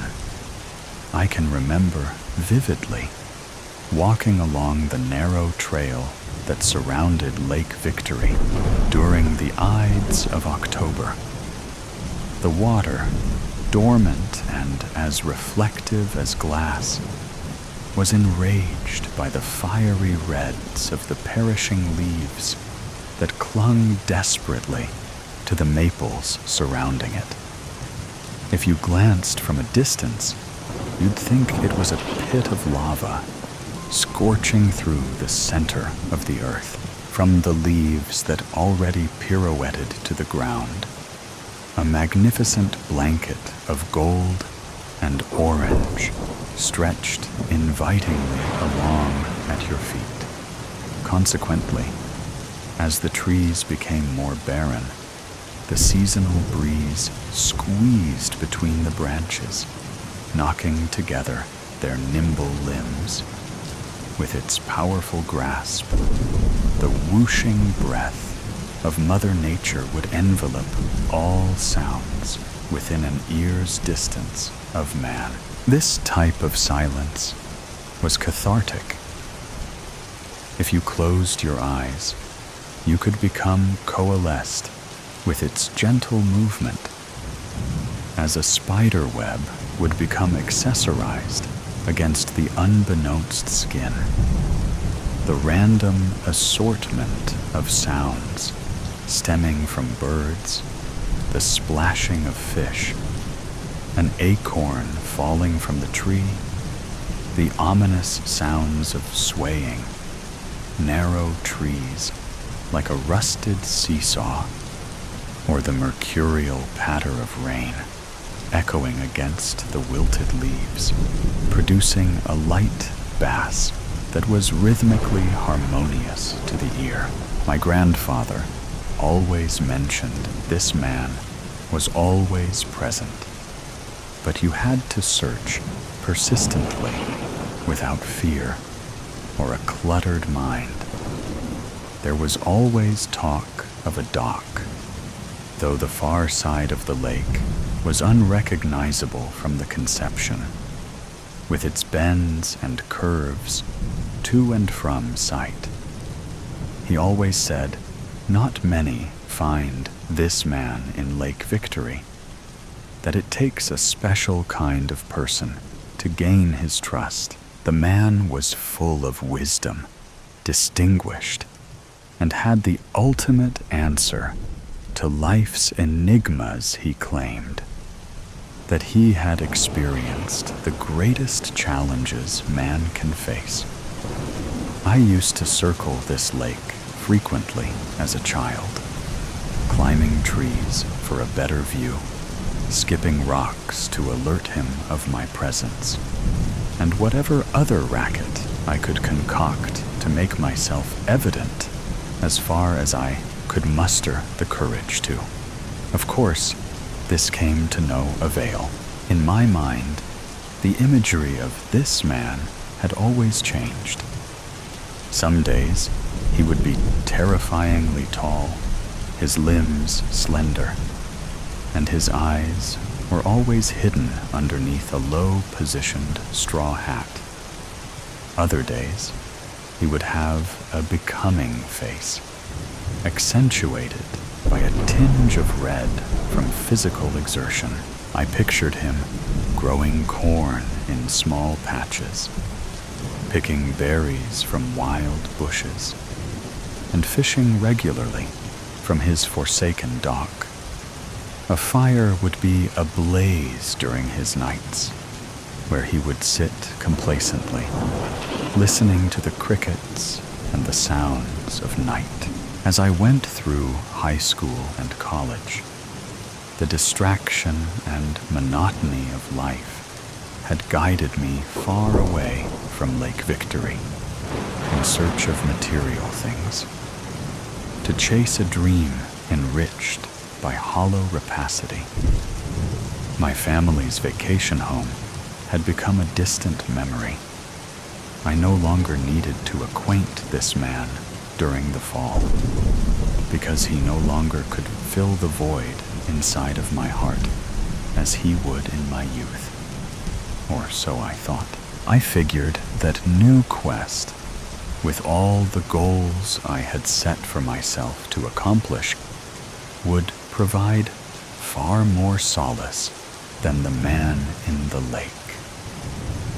I riddled myself with distraction, so much so I was afraid to be alone with my own thoughts, praying my responsibilities and egocentric monsters that loomed behind would never catch up to my incessant steps and thoughts. However, when things that provide no internal peace reach an expulsion point, there comes the burnout. It wasn't until I was 37 that for the first time in my life, I began to feel the weight of time bearing down upon my slouched and exhausted shoulders. It was quite amazing when I returned, how the lake had never lost its luster. However, it is also true that not many know of this lake's whereabouts. Furthermore, it would be bizarre to even encounter another bystander in your journeys around its trail. It wasn't long before I started to realize that the wonderful colors that encapsulate nature never truly lose its vigor. Only the mud-made things in life itself begin to fade as your optimism and naivety of being young dissipates as you embrace the harsh realities of existence. The future remembers history in black and white, though those who lived it always can revisit the palette that painted their peaks, whether the ravishing color of their wives' eyes when they first met, the color of their first vehicle sitting, sparkling in the driveway, or his father's blue flannel shirt, always rolled up to the elbow as he returned home from work. I remember spotting the rays of the sun streaming through the naked branches, placing my hand within its warm consultation like I did as a child. My pallid flesh began to glow as an orb would, the light bending around and through my stretched fingers as I tried to ball it up and capture it within my selfish fist. The trees, though still gallant and strong, were showing signs of age then. Their bark had become brittle and fissured. The base of some of these trees had become cavernous, offering safe haven for the smaller critters. I reflected on my own appearance, with the subtle lines beginning to formulate below and beside the eyes, the random sprouts of gray hair poking through my sideburns, and the pouch of flesh that had grown dormant around my waist. I, too, was succumbing to life's greatest guarantee, and I reflected upon my mortality as I rested my hand against the withering bark in passing. The man in the lake must be growing old. It was then that again I was enlivened by the man himself as I began to intake the fresh air. Surely in my adulthood I could find this man, who must be very old himself, and not as evasive as he was many, many years before. Those creaks and snapping of branches under the light prancing of the deer would set my heart ablaze, gawking maniacally and frozen still, hoping to finally catch a glimpse of this folklore. The ground was still forgiving to my steps, still fecund from the week's rain, and my soles glided effortlessly across the discarded tapestry of leaves as they did when I was young, and through certain partitions between the blinding trees you could catch a swooping heron, the elongated neck, saintly patience, and aloof demeanor, awaiting the perfect moment to spear its beak into unsuspecting prey, just as they had in early summers. I remember the trail was as underutilized as ever at 37, stumbling atop exposed roots and stubbing my toe against jagged rock. I had been swimming through the thickets, gently whipped by the returning force, though I continued to push further than I'd ever had as a child. It wasn't long then, before that allure and optimism that guided my clairvoyance towards the man in the lake previously was becoming shrouded by the enclosing nature surrounding my steps. Briefly, I remembered pausing within a small pocket of land, like an atrium within the center of the forest, and weighed my options going forward. I concluded that maybe my grandfather made up this man in the lake, that maybe I knew this all along and held on to this anecdote like one holds on to an old shirt from his past, attached to the memories it harnessed. It was then I turned towards the trail where I had come from. Then I craned my neck towards the hazardous continuance just ahead. Something within was battling, opposing forces destined for different destinies, though I allowed my city-wrought mind to win the battle once again. I turned back towards my vehicle, leaving the man behind once again. Now, I am 79. I've raised children, paid off my mortgage, made all the money one can make to live a satisfied life. However, something was gnawing in the confines of my mind. The man in the lake. Here I was again. The trail was non-existent now, but I allowed what was left of my memory to guide me towards my former footsteps upon weakened limbs. Some of the trees now had fallen, and Lake Victory was as exposed as it ever had been, as I gingerly stepped around the detriments of my journey. In brief increments, the past would flash before my eyes, and through my childhood eyes, I was allotted the opportunity to see Lake Victory in all of its former glory. My breathing was heavy, my hands calloused as I tightly grasped my walking stick. My calves were aching tremendously, though my heart thumped with the excitement and fervency of a teen. I knew this was my last opportunity. The fall always seemed to leave me speechless. How could it be? Something that I've witnessed dozens of times still enraged my love for this very earth, just as it had the first time.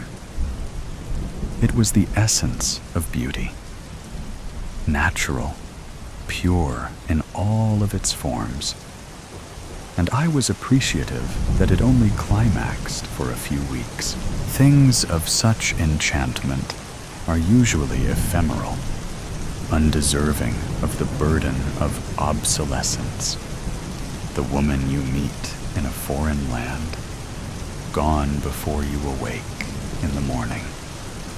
The feeling on a motorcycle, with your hair in the wind, barely avoiding death, and the war cry that follows, with your heart nearly shattering your rib cage. It was superior to all, because it was effortless. It was the cycle of life itself. The atrium was still present, though it had shrunken to barely enough room for an elderly man such as myself. This time, I trudged through the webbing of branches and shrubbery, my face becoming sliced, and my hands bloodied by their sharp teeth. I could see the sun breaking through, about 20 feet ahead. This must have been where the man lived. I broke through the remaining brush, out into an open field. The purple and yellow flowers arched from their nesting spots, swallowed by the remaining green of October that survived by a water source.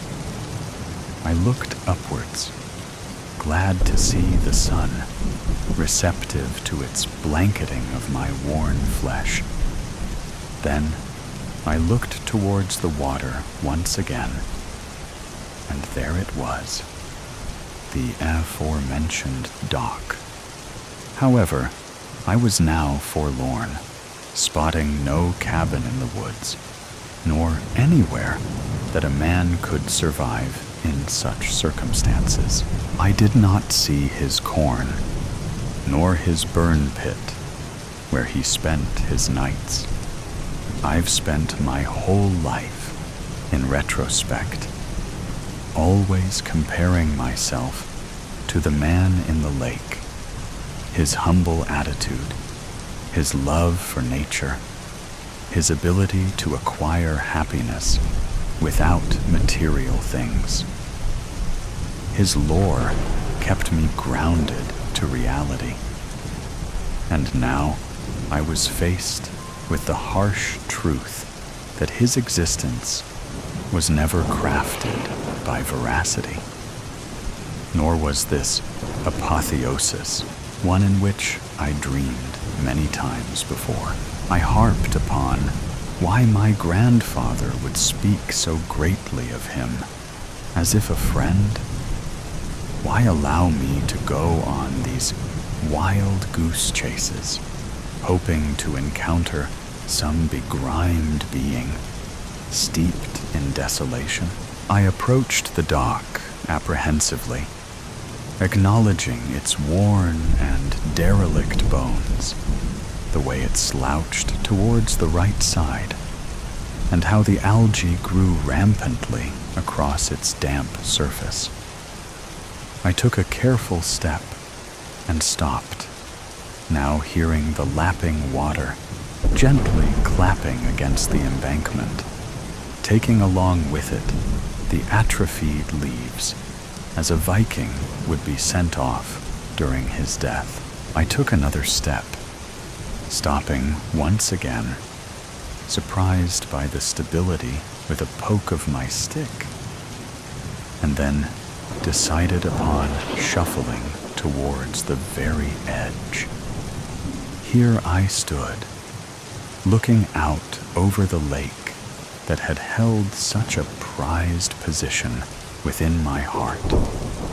I looked down towards the surface of my hands, with all of the wrinkles and liver spots that come regretfully with age. Then I looked around the lake, witnessing its vitality once again. I understood that though some of the trees would tumble, that this very dock itself will eventually surrender to entropy, that the man in the lake may have been a farce, that ultimately I was eternally grateful for everything it had provided me in my life. I closed my eyes, taking a deep breath, feeling the brisk air searching through my lungs. As I exhaled greatly, there was a surge of enlightenment that had imbued a deep revelation just as I had opened my eyes. And it was at this moment I knew I had found the man in the lake. As I looked down, just ahead of the last portion of the dock, I saw my reflection within the still water. The white hair that whisked away with the gentlest of breezes. The thick, clouded glasses that stretched across my eyes. My hunched disposition, barely holding up underneath my trembling legs. This fascinating search for a character that had lived deep within all of our souls. One stripped bare of the repressed angst and uncertainty that haunted us all outside of this mystical place. With all of its simplicity and understanding of life that one tends to convolute upon their odyssey towards enlightenment. This was the ultimate lesson, and it took a lifetime to understand. I was the man in the lake, just as my grandpa had once been, and maybe one day you will be too. Foreboding. It was all too much, really. The woman and the boy dragged their tired legs through the deep snow. Ahead of them, far off in the distance, lay the undulating, snow-covered hills where the log cabin they were heading for had been built many years previously. The two could picture in their minds a blazing fire and hot chocolate with little marshmallows floating on the surface, and it was this that kept them going. The boy, a young teenager, often had to support the woman and help her across fallen trees that hampered their progress. The woman was exhausted, and every few minutes she stopped, leaning heavily over her knees, trying desperately to catch her breath. The boy stopped with her every time, but his eyes kept traveling anxiously across the vast expanse of land they had to cross to reach their goal. Being younger and fitter, he didn't need as many breaks as the woman did, but he never complained.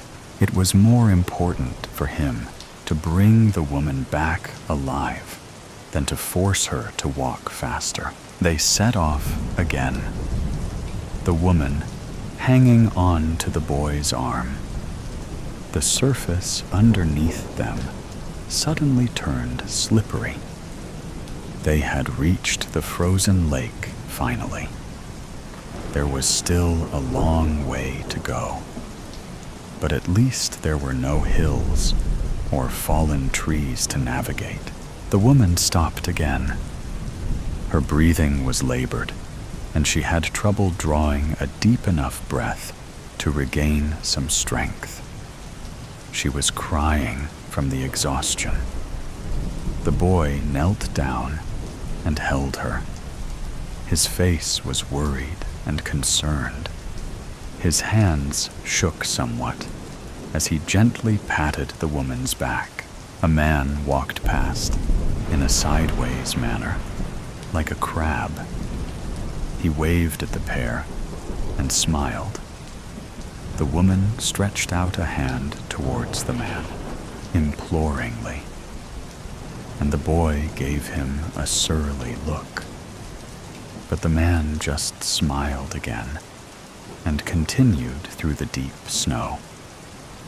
He wore only one snowshoe, which explained his strange gait, but it didn't seem to hamper his progress. He flattened the snow with his snowshoe-clad foot and hardly sunk through the snow at all with the other foot. The woman looked at the flattened snow and then looked up at the boy. He smiled at her. At least there would now be an easier path for them to use. The woman straightened up and, sensing renewed vigor, pulled the boy to his feet.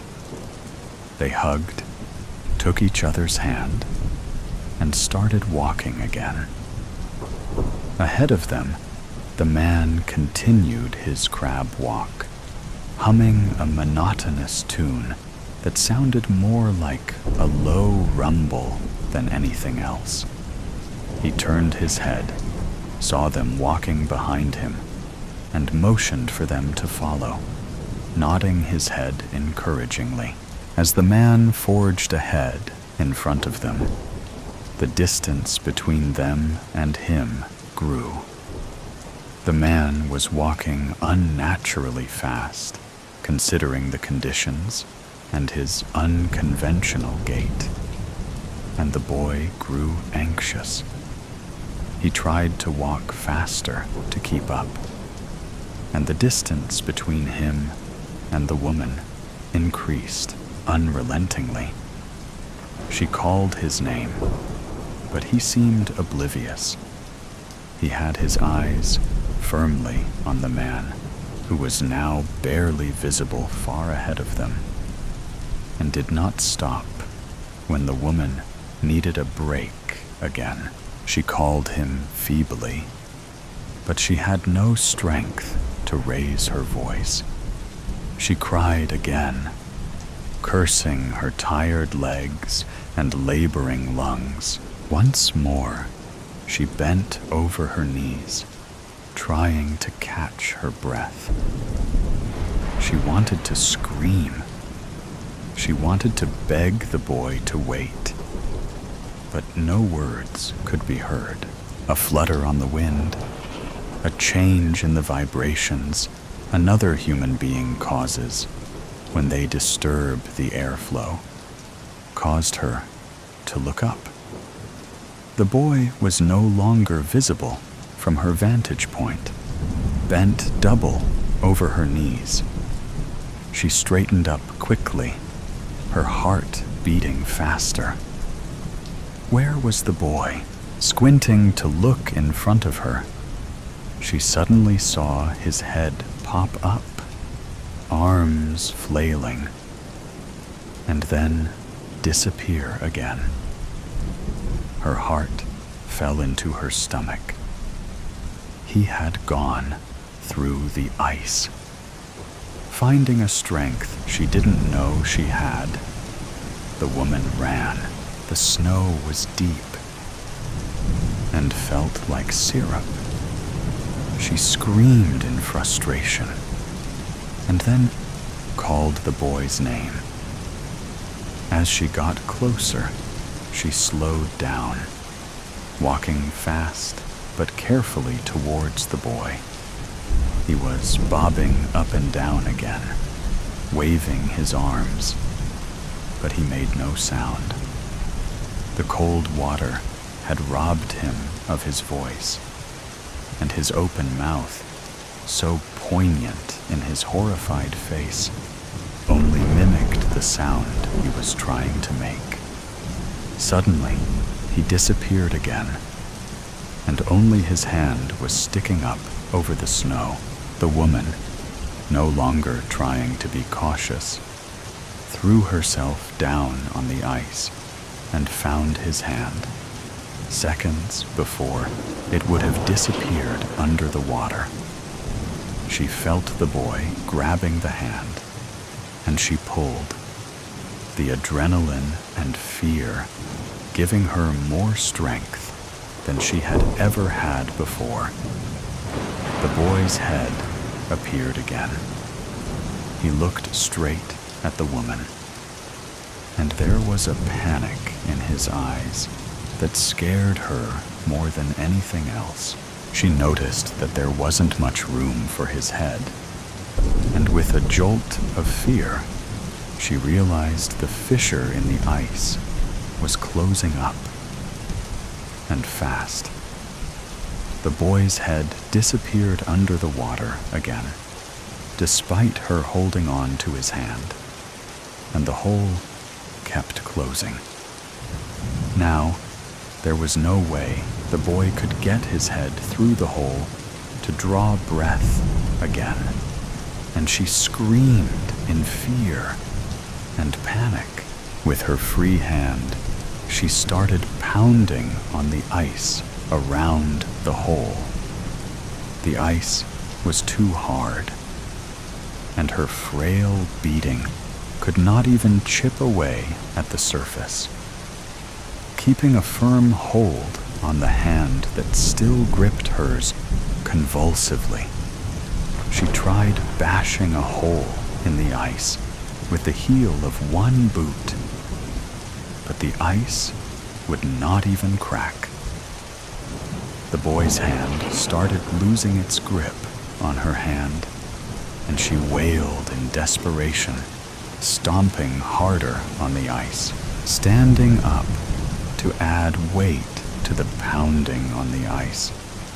She lost her grip on the boy's hand, and it slipped below the water, the hole finally closing inexorably around it with a sucking sound, far away from the location in her dream. The woman woke up sobbing, sweat moistening her forehead, and shaking from head to toe. A pain in her chest so intense it brought tears to her eyes. The woman tried taking a deep breath. She was moaning, and her heart was beating so rapidly it hurt. Next to her, her husband was snoring loudly, completely oblivious to her plight. This was nothing new. It would more than likely take an earthquake to wake him up at this hour, and she didn't need him anyway. She gently pushed the blankets aside and slipped out of bed. She had to make sure he was safe. The dream had been so vivid, so real. Tiptoeing across the hall, shivering slightly in the cold night air that permeated the house, she arrived in her older son's bedroom. A soft snoring could be heard from the room. As she neared, a quiet meow greeted her. Looking into the room, the lamp-like eyes of their cat Brandy were staring back at her, and the animal meowed quietly again. Letting her breath out, she hadn't even been aware of holding it. She tiptoed over to stroke the cat gently. "Good girl, you stay with him. Keep him safe for me." Looking down upon her teenage son, his mouth open and his wavy hair in disarray around his peaceful face, she felt her throat constrict slightly, and she had to swallow hard to stifle the moan that had almost escaped her mouth again. The dream was still so alive in her mind, and the sense of foreboding was making her eyes water, her chest aching so much she was afraid it would burst open. Wanting desperately to wake him up just to hold him, she instead stretched her hand out, stroking her son's forehead gently before retreating out into the hall again. Feeling compelled to check on her younger son as well, she continued down the hall to the third bedroom. He was sleeping on top of his covers, his little thumb securely lodged in his mouth. She could tell he was cold as he was curled up in a fetal position, and she carefully tugged the blanket out from under him, covering his little body and tucking it in around the sides of the bed. There was no point in going back to bed now. She was wide awake, and in less than an hour and a half, she would have to be up to help the kids get ready for school. She tiptoed past her husband, still in his bed, snoring loudly, to grab her bathrobe, and then snuck downstairs to make a cup of tea. Sunlight was forcing its way into her kitchen when she arrived back downstairs, penetrating dusty corners and pushing through a curtain of tiny dust particles that had been stirred up as she grabbed a tea towel to wipe the cup. And she sat down at the kitchen table, carefully sipping a steaming cup of Earl Grey. She still felt cold inside, shivering slightly, even as the warm liquid made its way to her empty stomach. The image of her son's head disappearing under the ice in her dream, still so clear in her mind, it was making her shake her head repeatedly, as if to rid herself of an annoying fly. She was wringing her hands, moaning quietly every time she saw the hand disappearing under the ice in her mind's eye. Would she ever be able to forget this dream? Little tiny clicks on the kitchen floor told her that Brandy had decided to join her in the kitchen. The cat looked up at the woman as she rounded the kitchen island on her way to her food bowl, but seemed entirely intent on wanting to satisfy her hunger for food before satisfying other needs, such as attention from her human owner. And she beat her regular path right over to her food bowl without stopping. The bowl was empty, accusing feline eyes locked into hers. Brandy sat down, looked back at her bowl, and then up again at the woman. It was obvious that the cat was asking for food, but the woman, who was still feeling faint from her nightmare, seemed oblivious. A soft meow mingled with a purr escaped the tiny mouth as the cat stood back up again and sauntered over. Wrapping herself around the human legs, she began a relentless meowing until the woman finally surrendered and got up off her chair to feed the cat. That's when she saw it. Next to the canister where they kept the cat's food, there was a pile of unopened and unchecked mail from the day before. On the top, underneath a blue envelope, apparently sent out by Publishers Clearinghouse, she was probably about to win $5,000 a week for life, was something white.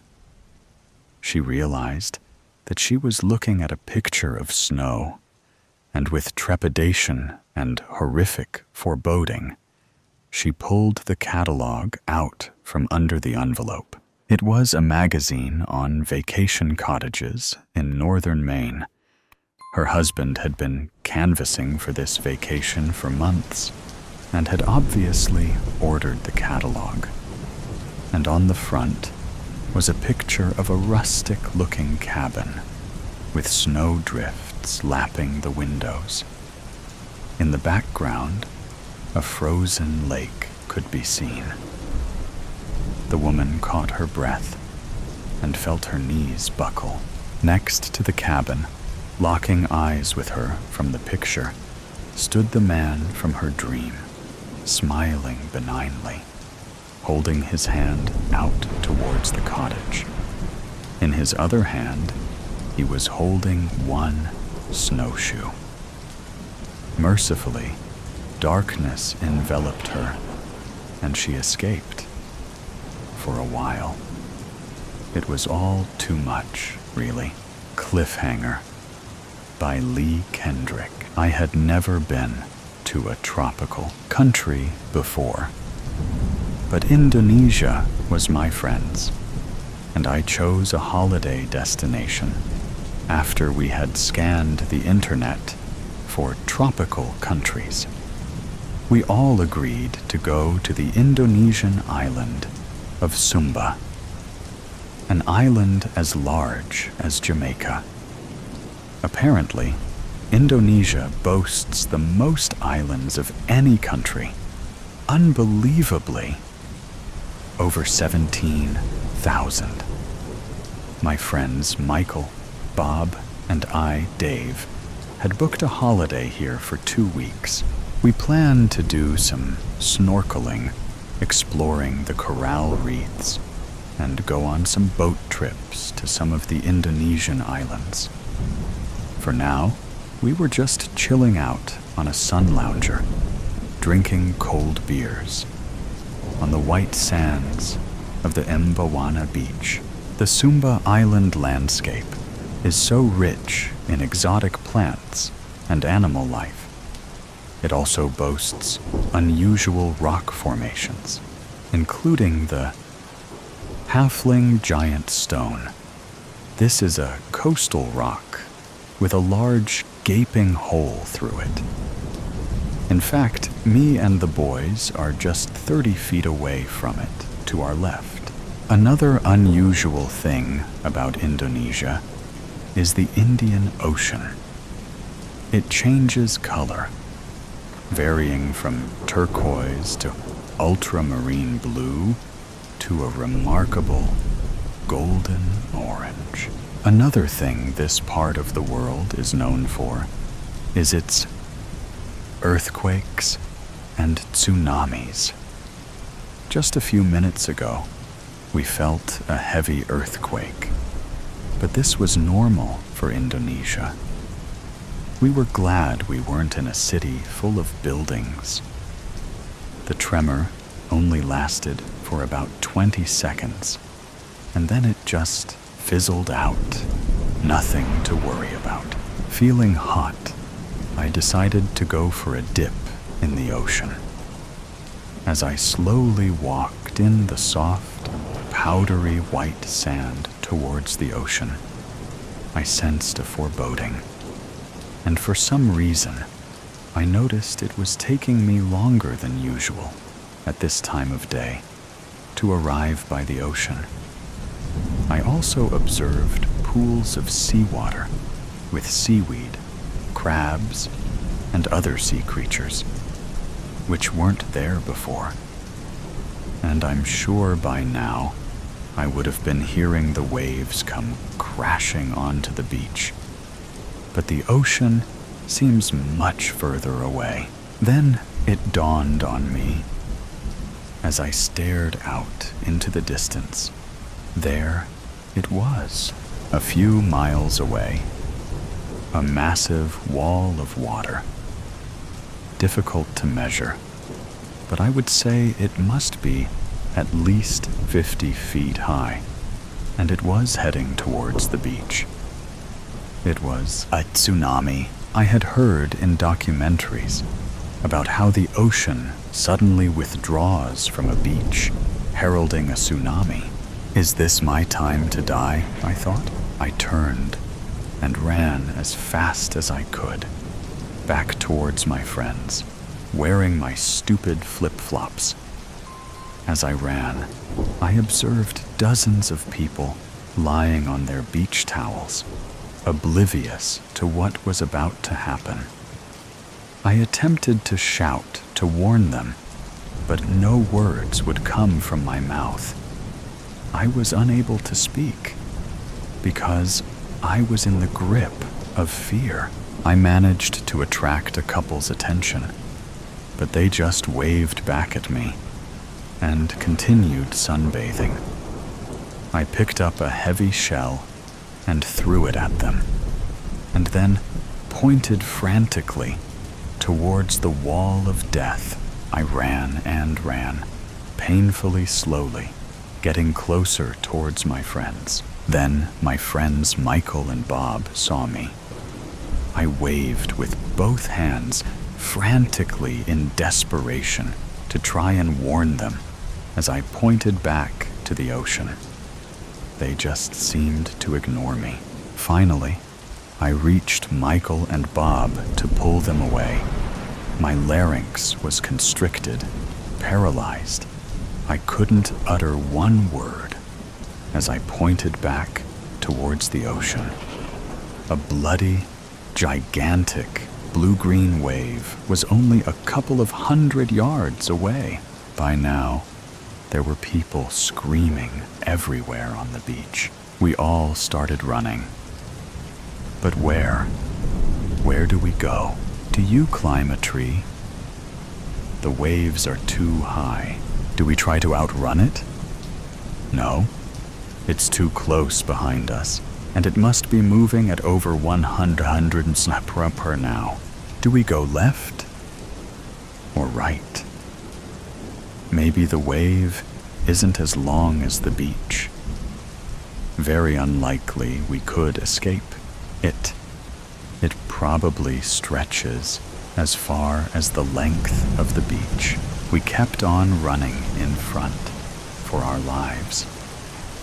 As the adrenaline coursed through our veins, I spotted the cliff some 50 yards away. The tsunami was now so close behind us, you could hear its thunderous roar, like a wild beast after its prey. As we managed to reach the cliff, we climbed as rapidly as we could, managing some 30 feet when the wave crashed heavily into the cliff. It demolished the halfling giant stone and engulfed the surrounding area. The beach had been swallowed up, and the ocean continued to climb, moving closer towards us. This wild beast wasn't done until it caught up with us, all three of us, now exhausted, and, like a gazelle, tired out with all its energy, spent. It was ready to drop and resign its fate to the beast chasing after it. I knew it was just only seconds away before the wave would claim me and my two friends. Suddenly, my heart stopped beating. To my horror, I was unable to lift my leg up to a ledge. It had got entangled in some plant's tendrils. Bob and Michael were too busy escaping to not notice me in trouble. The water was now up to my ankles as I frantically moved my foot to budge it free. The boat just wouldn't move. By now, I resigned to the fact that I was going to drown. As a 26-year-old, I was hoping for longer on this earth, and I just wish Bob and Michael escaped the wave. The water was now rising up to my neck. I closed my eyes and saw flash images of my mother, dad, sister, and brother. But wait a moment. Why hasn't the water covered me yet? I thought. The next thing I noticed was the water level was going down. It was now down to my feet, and I was able now to budge my foot free.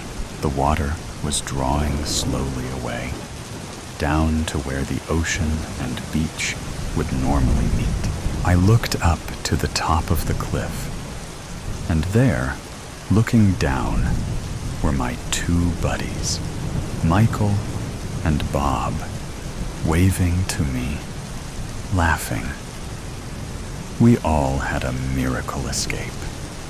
Sadly, many tourists didn't, and I dreamed of heaven. There's a smell to death. And I'm not talking about the stench of rotting fat and escaping gases. It's the smell of death's presence. It changes the air molecules to make them sour. They slice your nose as you inhale, and they grate against your skin as you walk through its cloud. The effect lingers. The more bodies, the more intense it is, like a heat map of last breaths. There wasn't a pure atom in the basement. It was suffocating. I was sitting against the wall. My dead eyes pointed to the sky, and my dropped chin pointed to Earth's core. My hands were blue, and my face was pale. My legs were twisted in such an uncomfortable way, but there was nothing I could do. Literally, I couldn't even breathe because there was no breath to circulate, and my blood could no longer flow because most of it was on the wall. So it seemed that I would be uncomfortable for eternity. But what's new? Even when I used to lay in the most comfortable position on a bed of clouds and fat puppies, it would only take an hour before I was forced to move again. Comfort is only a distant hope, after all, occasionally swooping down to give us a kiss on the cheek, only to fly away again. It offered a good chase, at least, but now it's gone, and it's never coming back. I can see its wings flap and flap, but its image only shrinks. Goodbye, little bird, and so my legs will stay. I don't even know who these people are next to me, beyond being an undesirable, of course. I always thought it would be my wife or children. Hell, even a neighbor in their place. But who are they? I don't know them. I've never seen them in my life, except maybe a passing glance or so. And yet, here they are. No one would ever want to imagine their coffin being shared with strangers. It's not fitting, I'll tell you that. And who pulled the trigger? I didn't recognize any of them either. When a man is put in such a position as I, isn't the smallest, most bare minimum honor you could give him is to at least let him see a familiar face before the black veil is draped. Even a simple photograph would suffice. Does their cruelty know no bounds? And what a disgusting day for it to happen. A clear, warm week ahead without a cloud on the radar. Yet they chose the only stormy day as the day. The rapping of the rain against the basement window was incredibly distracting, and all I had to do was stand still. I can't imagine the ruckus for the men with the job, but alas, it goes how it goes, just as it always does. Nothing new, nothing new. When my consciousness expired, there was a very bright light, just as you're told that you would see. It was like I was tied to the nose of a rushing train that was exiting a tunnel. I wasn't scared. I was intrigued, I suppose, but weary. It didn't seem like the light was growing as you'd expect, but it was still clear that we were bound to collide. And so we did. I then entered a still ocean, hovering over it, as if I was sitting on top of a floating rug. I looked around, and there was nothing that rose above the floor of shimmering water, completely level. I waited for some sort of figure to appear, an angel or guide, but no one came. I was alone. There was a thick white fog, more of a cream color, actually, and it was smothering everything, especially the horizon. The sky was the same color. I suppose it was more of a calm mist than a fog, if that makes sense. I stayed above the water, simply watching the mist, and I found myself entirely at peace. There was no tension or wonder. It felt right, natural, ethereal. Then the day succumbed to a wicked night. Everything was dark and ugly. But something in me knew everything was there, just as it was earlier. The water danced in an invisible moonlight, and due to the darkness, it was no longer water, but an eerie liquid. For the first time, I became aware of the possibility that the liquid might touch me, and it was terrifying. I couldn't say why. It's the same experience as seeing a familiar item in your bedroom turn into a demon when the lights go off. You know what it is and what it isn't, but you have nothing to prove it. And so, it was a demon. I found myself on the run again, but the reins were still out of my control. I soared through the dark mist to a sort of cave with a light echoing from its depths. Yet this light was only an illuminance in its vibrancy and not color. It was blacker than anything else in sight. You could shine the most intense beam of real-world light into the cave's exhaust, and the darkness would devour every ounce of it. There was no overshadowing its power. I was slurped into this cave like blood down a drain, and when I woke, I was surrounded by 4 things.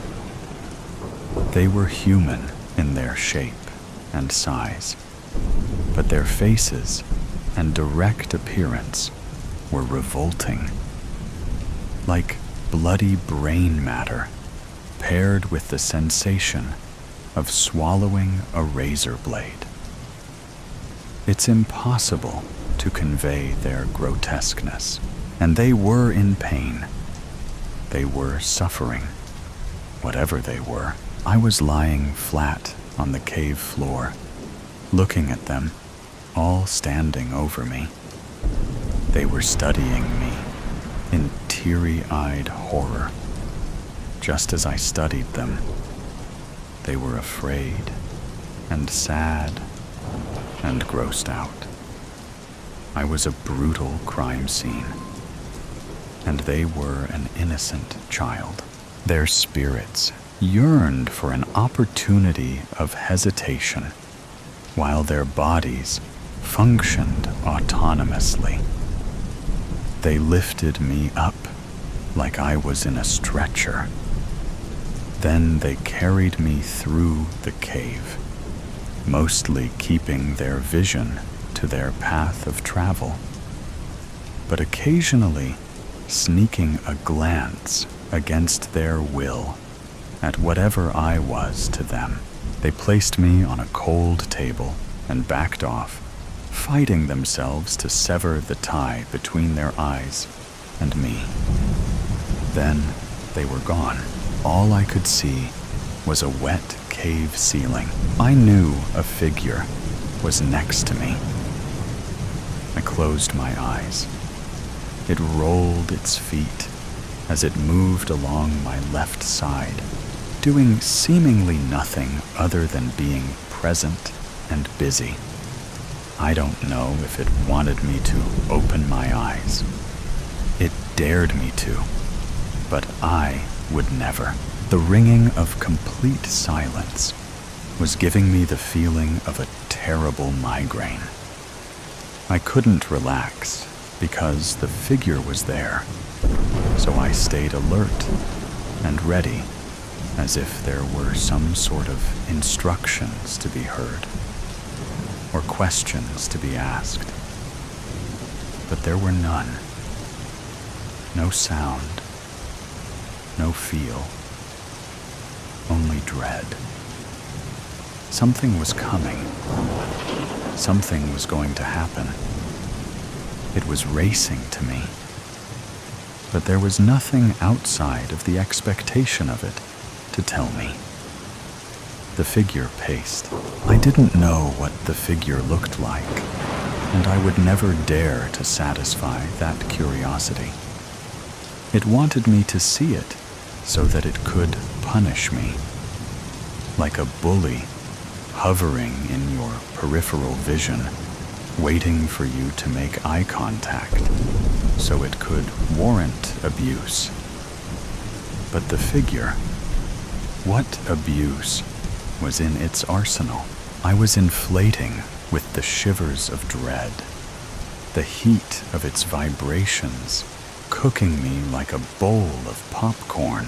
The figure was by my feet, my unprotected, naked feet. It wasn't doing anything yet, but of course, it was getting ready for something. Something big. I never realized how soft and sensitive the skin on my feet was until then. I expected the Lord to be here, but he wasn't. What are the rules if the rules I lived by didn't work? I don't even know if I had skin or a body or anything other than my perception. I would never open my eyes to see. If my skin was still attached, it must have shaken itself loose by now. Trembles of this magnitude would bring down even the strongest city. It's on my right side now. What's it doing there? Why there? My left side is empty, exposed, naked. There's fidgeting behind me. Metallic clinking, shuffling. But it's delicate and gentle. There's no rush to it, like an assassin taking his time to thread on a suppressor. His mind is in the clouds, and his hand is on the gun. How could one smile in a time such as that? The figure isn't smiling, though, I'm sure. It's all business for it, nothing more. A freezing chill tickles my scalp, near where the figure is hovering. What is it doing? Wait. It left. There's no door to close, but some sort of barrier is now between it and me. It's gone, but I can still feel it moving through the cave, as if I have a map of its layout. I'm alone. My eyes will stay shut. I've decided it. I'm not risking it. Not for anything. It'll come back. The figure, it'll come back without a doubt. It's getting something for me. I know it. But what? Or is that it? Is it done? Or will there be more? Has it even started yet? What is it? I don't know anything, but I know enough to not be ignorant. There's something coming. It's on its way. But why am I here? What is here? Does everyone go here? Oh, it's back. The figure is back. They're coming. They're coming. The whispers carried by the wind. The repeat of words started yesterday morning, from the moment my bare feet touched the wooden planks of the wrapped-around porch. The corn swayed slowly. Anticipation, knowing they would soon pick up their speed. Sounds of the horses shifting around the fields, anxiety fueling them. They knew just as well as I did what was to come. The clouds in the distance were dense. The light around the house shined bright for now. The blanket of clouds would take that away. Soon, too soon. The pitter-patter of little feet sounded from behind me. A hand wrapping around my finger, giving a slight tug.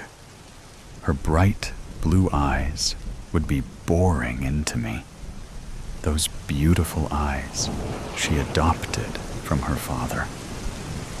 If only he was here, they wouldn't be coming. They would leave us be. They would keep their distance.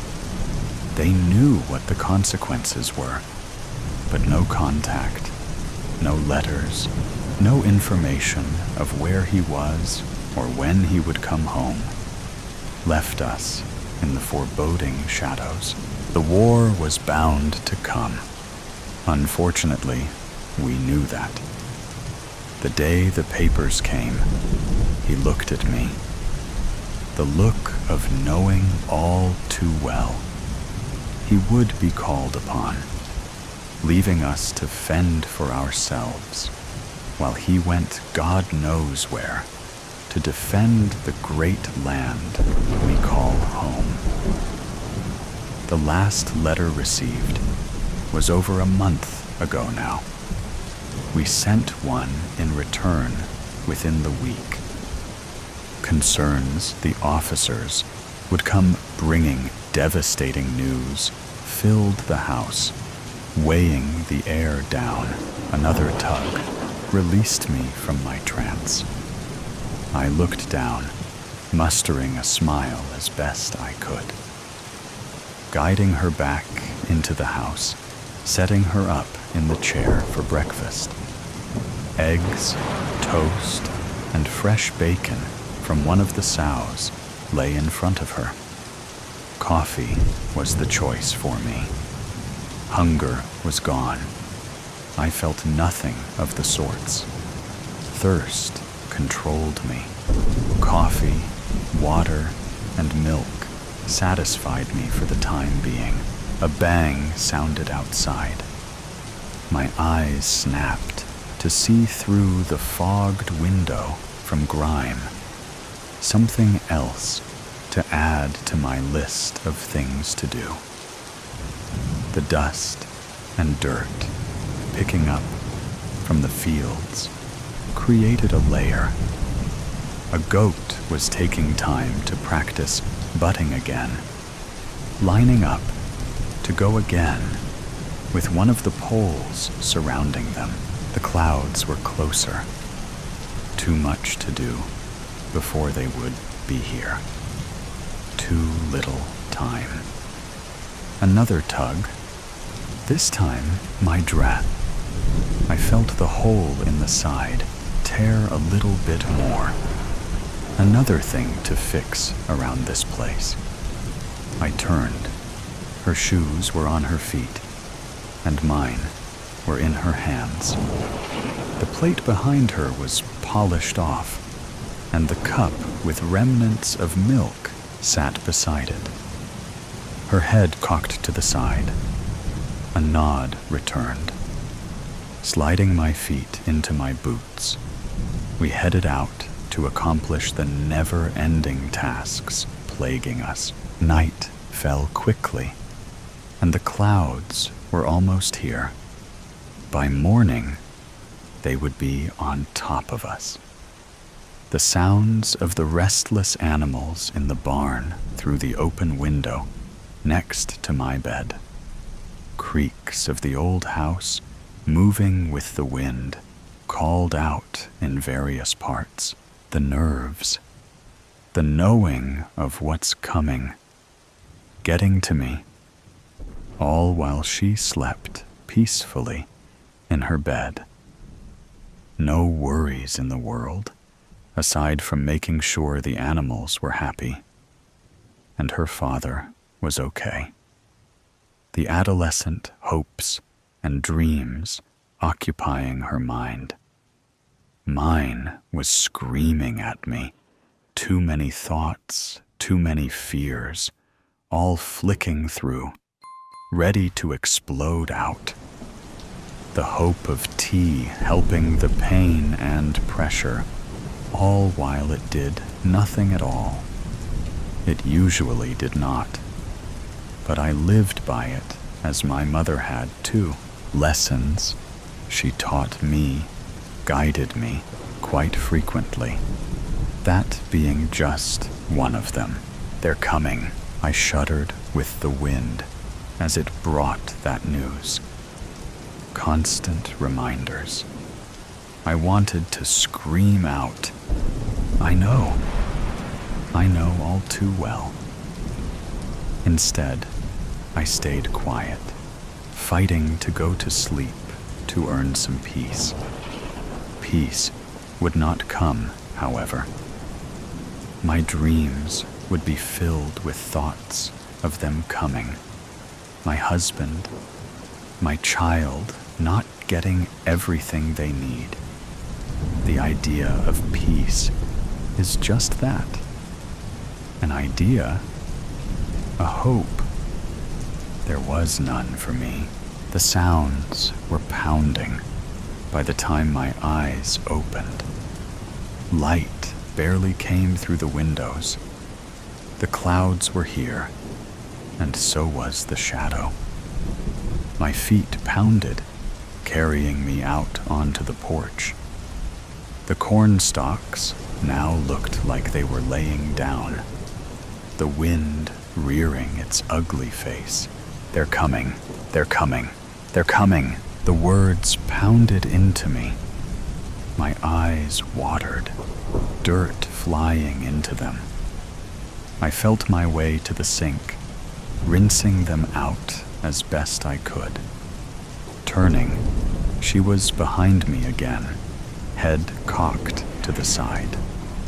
Quickly fixing oatmeal, she ate while I worried. Opting to give her time off today, I set her up with her favorite things in the living room. Not before getting her dressed in her Sunday best. No hair out of place, and a bow matching her shoes. The wind howled outside. They're coming, quickly. I needed to get everything done, quickly. Forgetting my shoes, I headed to the barn, multitasking, not without dropping things. The grime now covered me, just as it did the windows. Hurry. You must hurry. Stepping out of the barn, a cloud of dust was nearing. Pounding of horseshoes coming down the way, carried with the wind, just as the words did. They're coming. Minutes. A matter of minutes. And they would be here. The dust rounded the drive at the far end of the field. My feet ran me into the house and to the bathroom. Grabbing a cloth, I wet it down and scrubbed at my flesh. The grime coming off. Slowly it felt. I was running out of time. Finally, getting the last mark off, I put my Sunday best on, running my fingers through my hair. Standing in the doorway, she was beside me, watching the cloud of dust get closer. They're coming. The wind howled again. They're coming. Cotuit circle. Let's keep pretending. I whispered those 3 words with a slight slur. The buzz of 2 champagne cocktails still churning through my veins.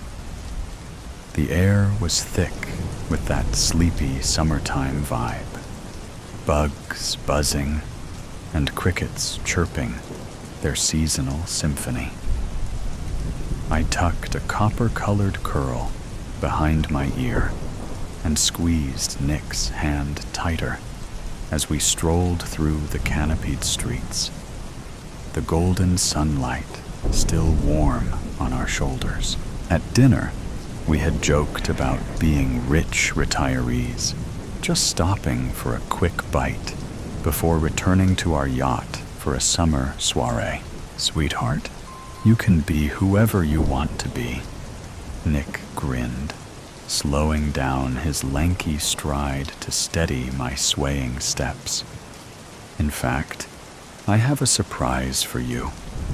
Follow me. We interlaced our fingers and ascended the hill towards Cotuit Circle. Backed by a ridge of evergreen, the house stood out amongst the newly renovated mansions, its creamy white woodwork and deep sage trim, a charming reflection of timeless architecture. Despite being worn and weathered, the house seemed to boast of its own importance, like a royal battleship returning from war. The setting sunlight sparkled off the towering, tapered windows that flanked each side of the entryway. Fragrant honeysuckle climbed the porch railings in intricate swirls, weaving in, out, and around each delicately carved post. I ran my fingers along the smooth address welded into the bars of the gate. 3, 5, 4. Cotuit Circle. Cotuit. I love saying those words, I murmured to myself. Click. Nick opened the gate with a grand flourish. Today, on Lifestyles of the Rich and Famous, we are touring Gemma Grant's opulent Cotuit Circle home. Champagne wishes and caviar dreams and all that jazz. Nicholas, whose house is this? I fixed a broken pipe here last week.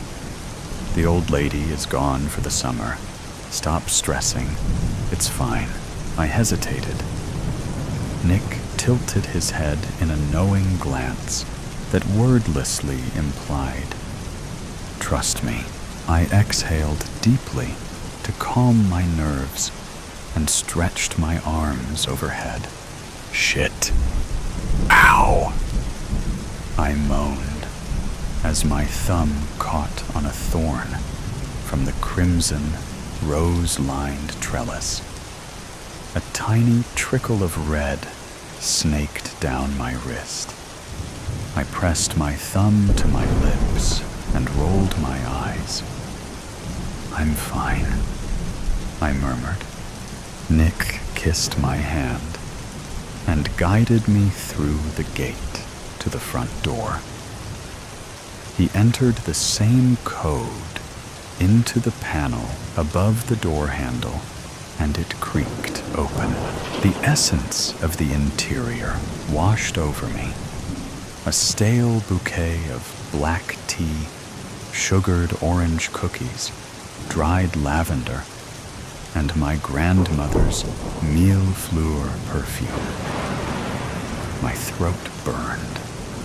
I steadied myself against the velvet damask-covered wall and struggled to appear composed. Do you smell that? I whispered.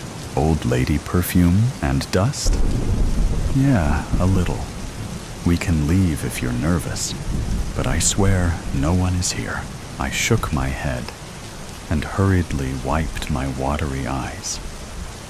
No, show me around, I managed to utter.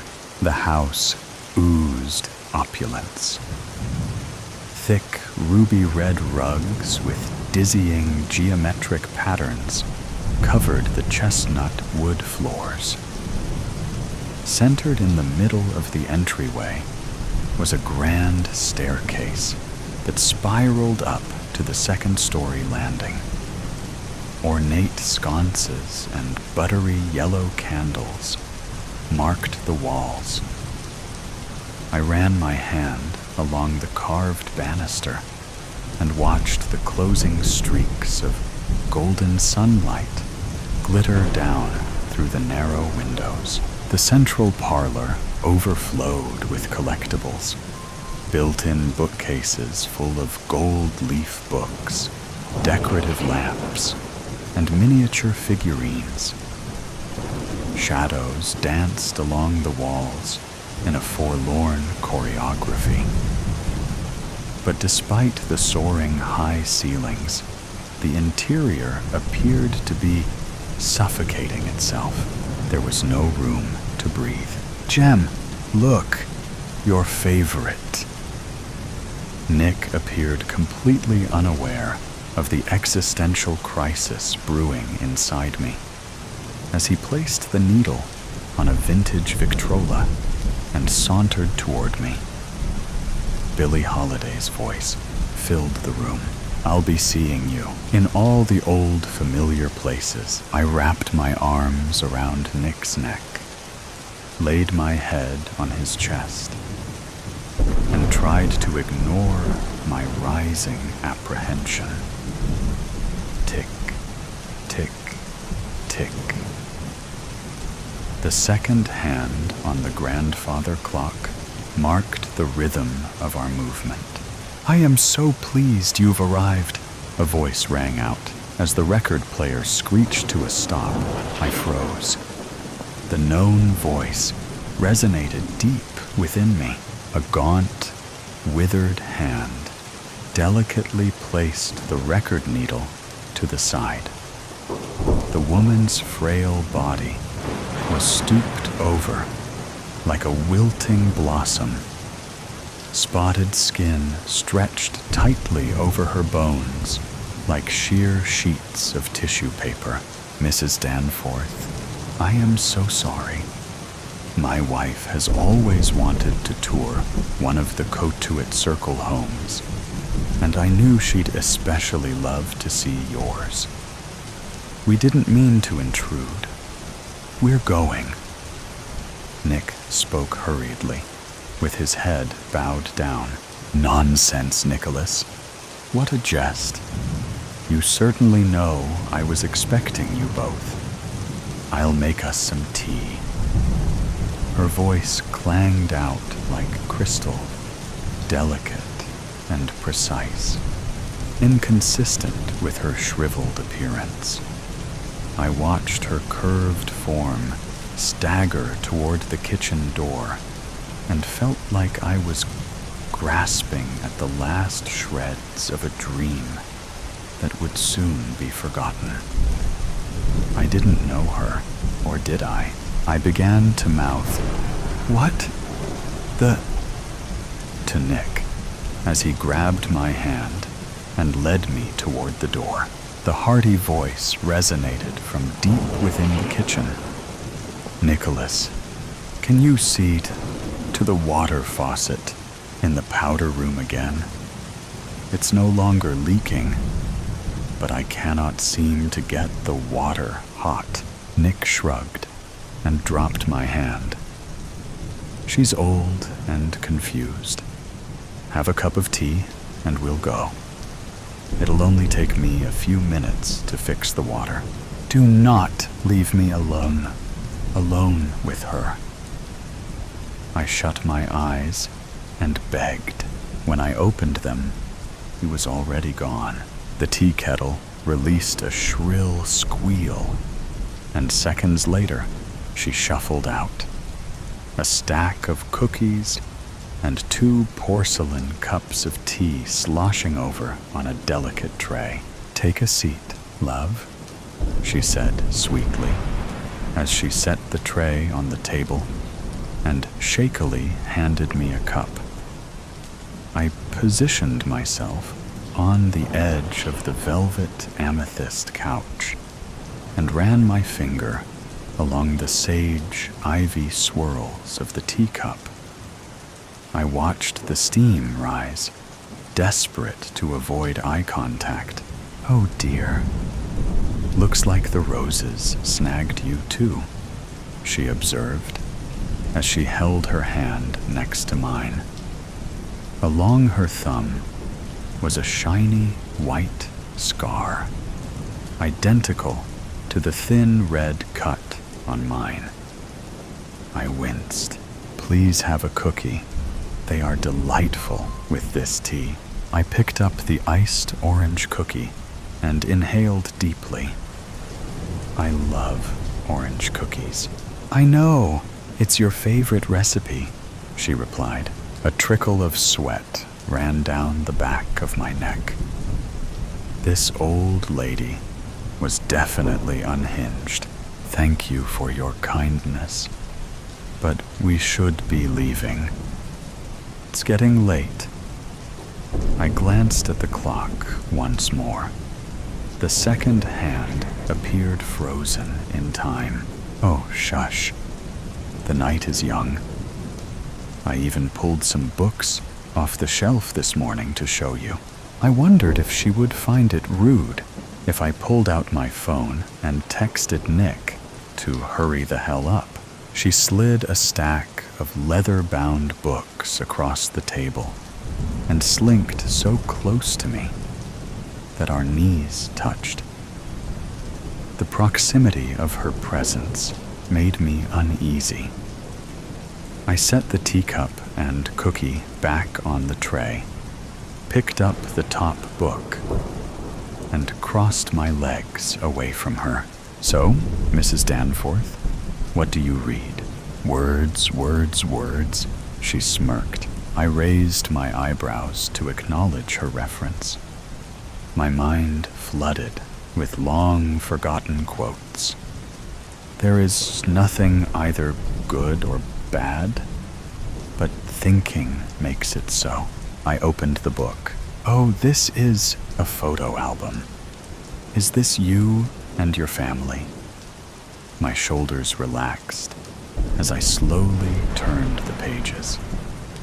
The photos all had the same muted rust color that designated the passage of time. The images captured a variety of milestones: lake vacations, ski trips, vintage cars, graduations, and birthday parties. Smiling, happy people. Yes, dear. Long before I lived here on Cotuit Circle. Cotuit. I love saying those words, she mused. Her unnerving remark made me shiver. I set the album on the table and stood to find Nick, but something caught my eye. The album opened to an entire page of a little girl in lavender-striped pajamas, copper-colored curls. I leaned down and flipped the pages faster and faster. The little girl appeared everywhere. Her first day of school, the day she got her ears pierced, the time she fell out of a tree and fractured her wrist. The little girl was me. The saccharine voice soured into a hoarse whisper. Let's keep pretending. So today's story has come to an end. Or perhaps it never really ended.